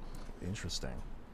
Matt Bowler says, might have to hire Tim as a matchmaker because he keeps having beautiful, common sense, no nonsense women on who would make great mates. Oh, honey, I am so taken. Oh, We don't 100%. stay on the market. Sane women, That's the right. insane women keep, functioning It's through true. though. It is true. Break up, break up, break up. Drew Richmond says, Tim, around 100,000 Chinese men built trenches in France for the Triple Entente in World War I. Some stayed after and married locals. There is also a theory that the Chinese workers spread the Spanish flu to Kansas when they traveled through Canada. Interesting. I didn't know that. Wolfstar says, Tim now supports cancel culture. In regards to the Olympic athletes not facing the flag for the anthem, I've never seen anyone flip on a stance so fast. What? What? What's the full context of me supporting cancel culture for What you saying, said. no disrespect, if you don't want to be there, why don't you leave so someone else can be there? Thanks for giving him your money for your stupid opinion. Thanks, Adrianne. Sorry. Yeah, but I actually think I have a fairly nuanced take on cancel culture anyway. Like, we've had this conversation. Tucker Carlson was asked by somebody, what would you allow someone on the show if they used a racial slur? And he said, I wouldn't. They're like, exactly. There are limits. And so I can't remember who we were talking about this. We were talking to about this, that conservatives have a misunderstanding of free speech and are making a mistake by defaulting to we should allow all free speech. Yeah, we have a list of things that we talk about with every guest before we do the show, Yeah. show, that you can't say, don't do this, don't talk about this, don't talk about this. Yeah, but that's like, That's not your fault. No, but Censor yourself so no one else has to. that's us saying don't swear, and like YouTube has two very specific things they'll ban us for if you say. Yeah, it's important. Don't bang the table. And we Yeah, that too. even after the swearing thing, we're like, if you swear, it's kind of funny. But it's not like we're saying you can't talk about your opinions on, You can't politics talk or- about the opinions that YouTube doesn't want you to talk about, Which are the things I want to talk about. which is everything it's- I want to talk about Yeah. and believe in completely. There are a handful of things, absolutely. But that's Yeah. why we had to set up the website, because it's the risk is, do we just shut the show down? Oh, I signed up. Yeah. That is reality though. It's the future of internet broadcast, direct to TV, direct to your show. Unfortunately. But there's like when we had Bannon on, the first thing I asked him was the one thing that YouTube would Ooh, insta-ban I us for. watched it. It was so good. You just can't repeat what he said though. I'm not going to say a word, but every single But word that was said, I loved. I used to hate him because of my Democratic Southside Chicago programming. I knew nothing about him. And I watched him on your show, and I was like, hey, that's that guy that I used to be programmed to like. I'm like, I love everything he has to say. He's a normal was guy. the He's not most- far. Like, he says he's far right, but I'm like, What's far right about him? Everyone's far right. Yeah. That's not crazy, purple-haired, screaming and ripping out their own flesh. I feel like everyone is far right anymore. Liberals But- are far. Bill Maher. Everyone's far right. Did you see on the show when he was like talking about the election, and I was like, we'll save it, and he goes, I'm not going to say the magic words. Yeah. And then he, like, He's not a YouTube- dumb man. Oh yeah. I noticed with a lot of the comments for the Steve Bannon stuff was I didn't know anything about this guy except for what I heard through the mainstream news. He's nothing like what they said he was like. Oh, they're All lies. liars. They demonized him. Yeah. That's crazy. It's Yeah. really crazy how he's like, we got to help the working class people and tax the rich. Yeah. I He was you sound like, a tax leftist, the dude. rich, and I'm like, oh my god! And they brainwashed poor people to hate this man. It's just That's insane. really weird. William JS says, Timcast show, you deserve all the success with your hard work and dedication. Oh, and did Uncle Eddie, Luke, run away again? No, Luke, we puke. Luke, did you? Luke did a great little presentation at Porkfest. Oh, I haven't Yeah. seen it. It was great. He's got a flamethrower, and he says something like, freedom, like this flamethrower, can be dangerous. And then I think he said something like, but it's a lot of fun or whatever. And then he fires the flamethrower. And no, but it was a good point. Freedom is dangerous. Yeah. Like, we need responsibility. You've got a lot of people who are like, I don't trust you with your freedom, so we should control everything you do.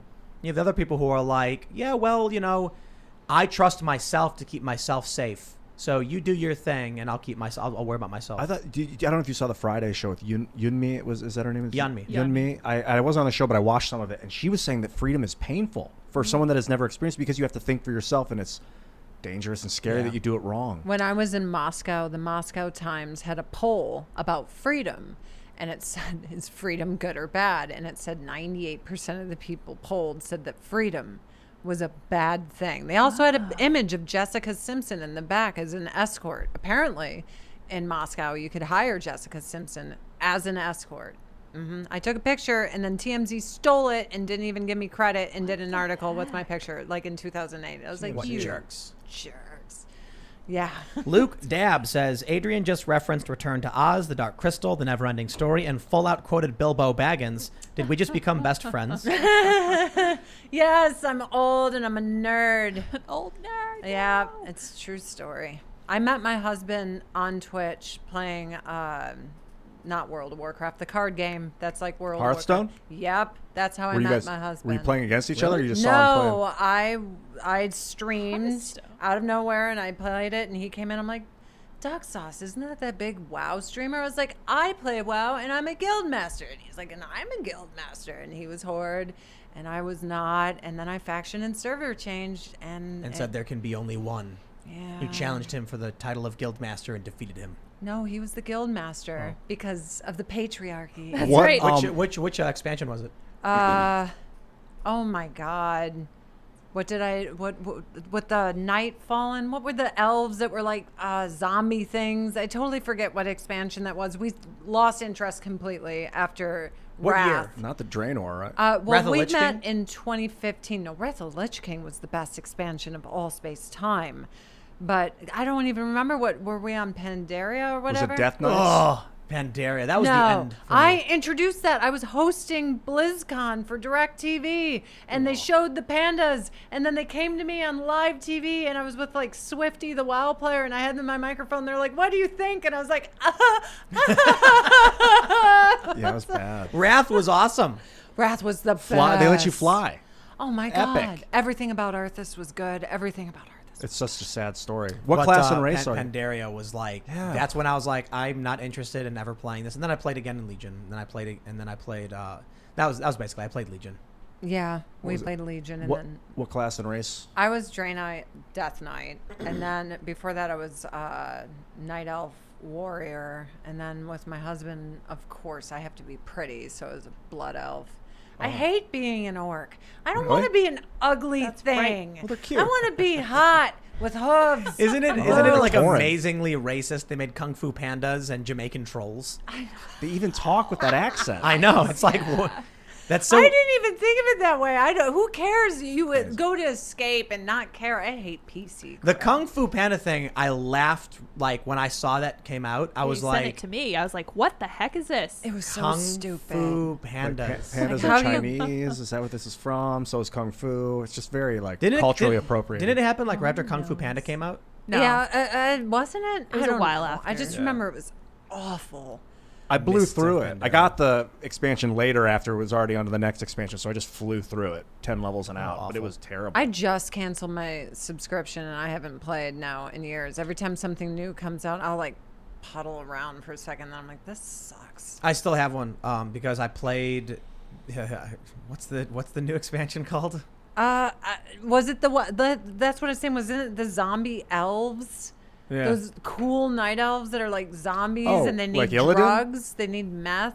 What's the? I don't even remember the latest expansion. I played the latest it. one where they go to the not other Burning- That's side. how much Burning it Crusade? sucked. No, Burning no. Legion, is that what it's No, called? this is No. it, like Cataclysm, all that stuff. This is why it sucked so bad. We can't even remember what we committed time to say this sucks. Yeah, I made a Demon Hunter and then I played like one level and quit. Yeah, I had a Demon Hunter too. I don't even remember When I named Classic came out, I played again for sure. I was like, fun. Yay, Classic! We I got- didn't play. My husband was like, I spent my entire life playing Classic to get to this point. Why do I want to relive that? Yeah, it started to feel like that. Yeah. All right, let's see. We'll do it. We'll do a couple more, and then. Sorry for the Warcraft. I could do a whole Warcraft show, man. Oh yeah, we Arthas.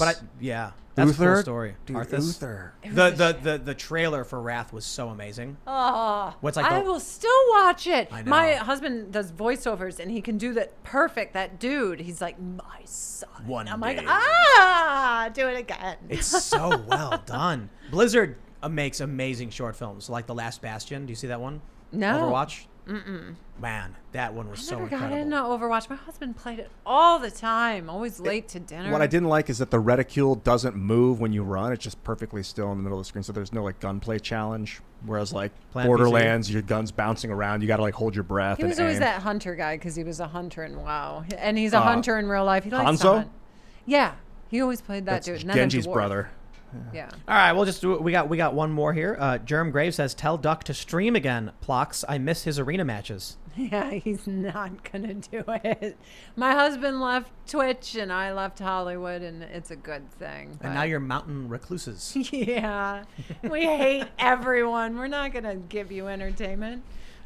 Well, my friends, we are going to give you entertainment. We will. So go to We will. timcast.com, become a member, because we're going to have a bonus segment coming up. And you can follow the show at Timcast IRL on Facebook and Instagram. We want to leverage these networks, get everybody to the website. Make sure you smash the like button, subscribe to this channel, and follow me personally at Timcast. We do the show Monday through Friday live at 8 p.m. Plus, we got the vlog from Cast Castle. That's happening every week. And we just hired, or just about to hire, 3 people. We've like confirmed details with everybody. So now it's just paperwork, and then daily vlogs every day. Do you want to, Adrianne, shout anything out? Social media? Or? At Adrianne Curry everywhere except for Twitter. Yeah, that's pretty much it. AdrianneCurry.com, whatever. I'm not really that active, and it's fine if you don't check me out because I get it. Well, they'll see you in the chat. Yeah. Now I don't know if I'm going to troll it as much as I used to now. There's no fun when you guys see my face. Glad you're here. Thanks. You guys follow me at IanCrossland.net and at Ian Crossland on social media. Thanks a lot. Well, this has been an incredibly fun conversation with Adrianne. I've really enjoyed this. I've enjoyed being around another Amazonian woman, I have to say. That Yeah. it means a great deal to me. To feel like feminine, it's a big deal, right? You want to feel feminine. You want to feel pretty and petite. We're never those things tall. unless you're around giants. Dude, I know. You guys can follow me at Sour Patch Lids on Twitter as I attempt to gain more followers than Sour Patch Kids. How's that coming, by the way? So far, so good. We're getting closer, but Sour Patch Kids is also getting more followers too. You Stop have to following show them. skin on Instagram. No one follows you unless you show skin. Yeah. I'm Everyone's okay. like, "What's with your followers?" I'm like, "I put it all away. Sorry. Yeah. Still there. It's just not for you." That's right. We will see all of you over at timcast.com. Thanks for hanging out. Bye, guys.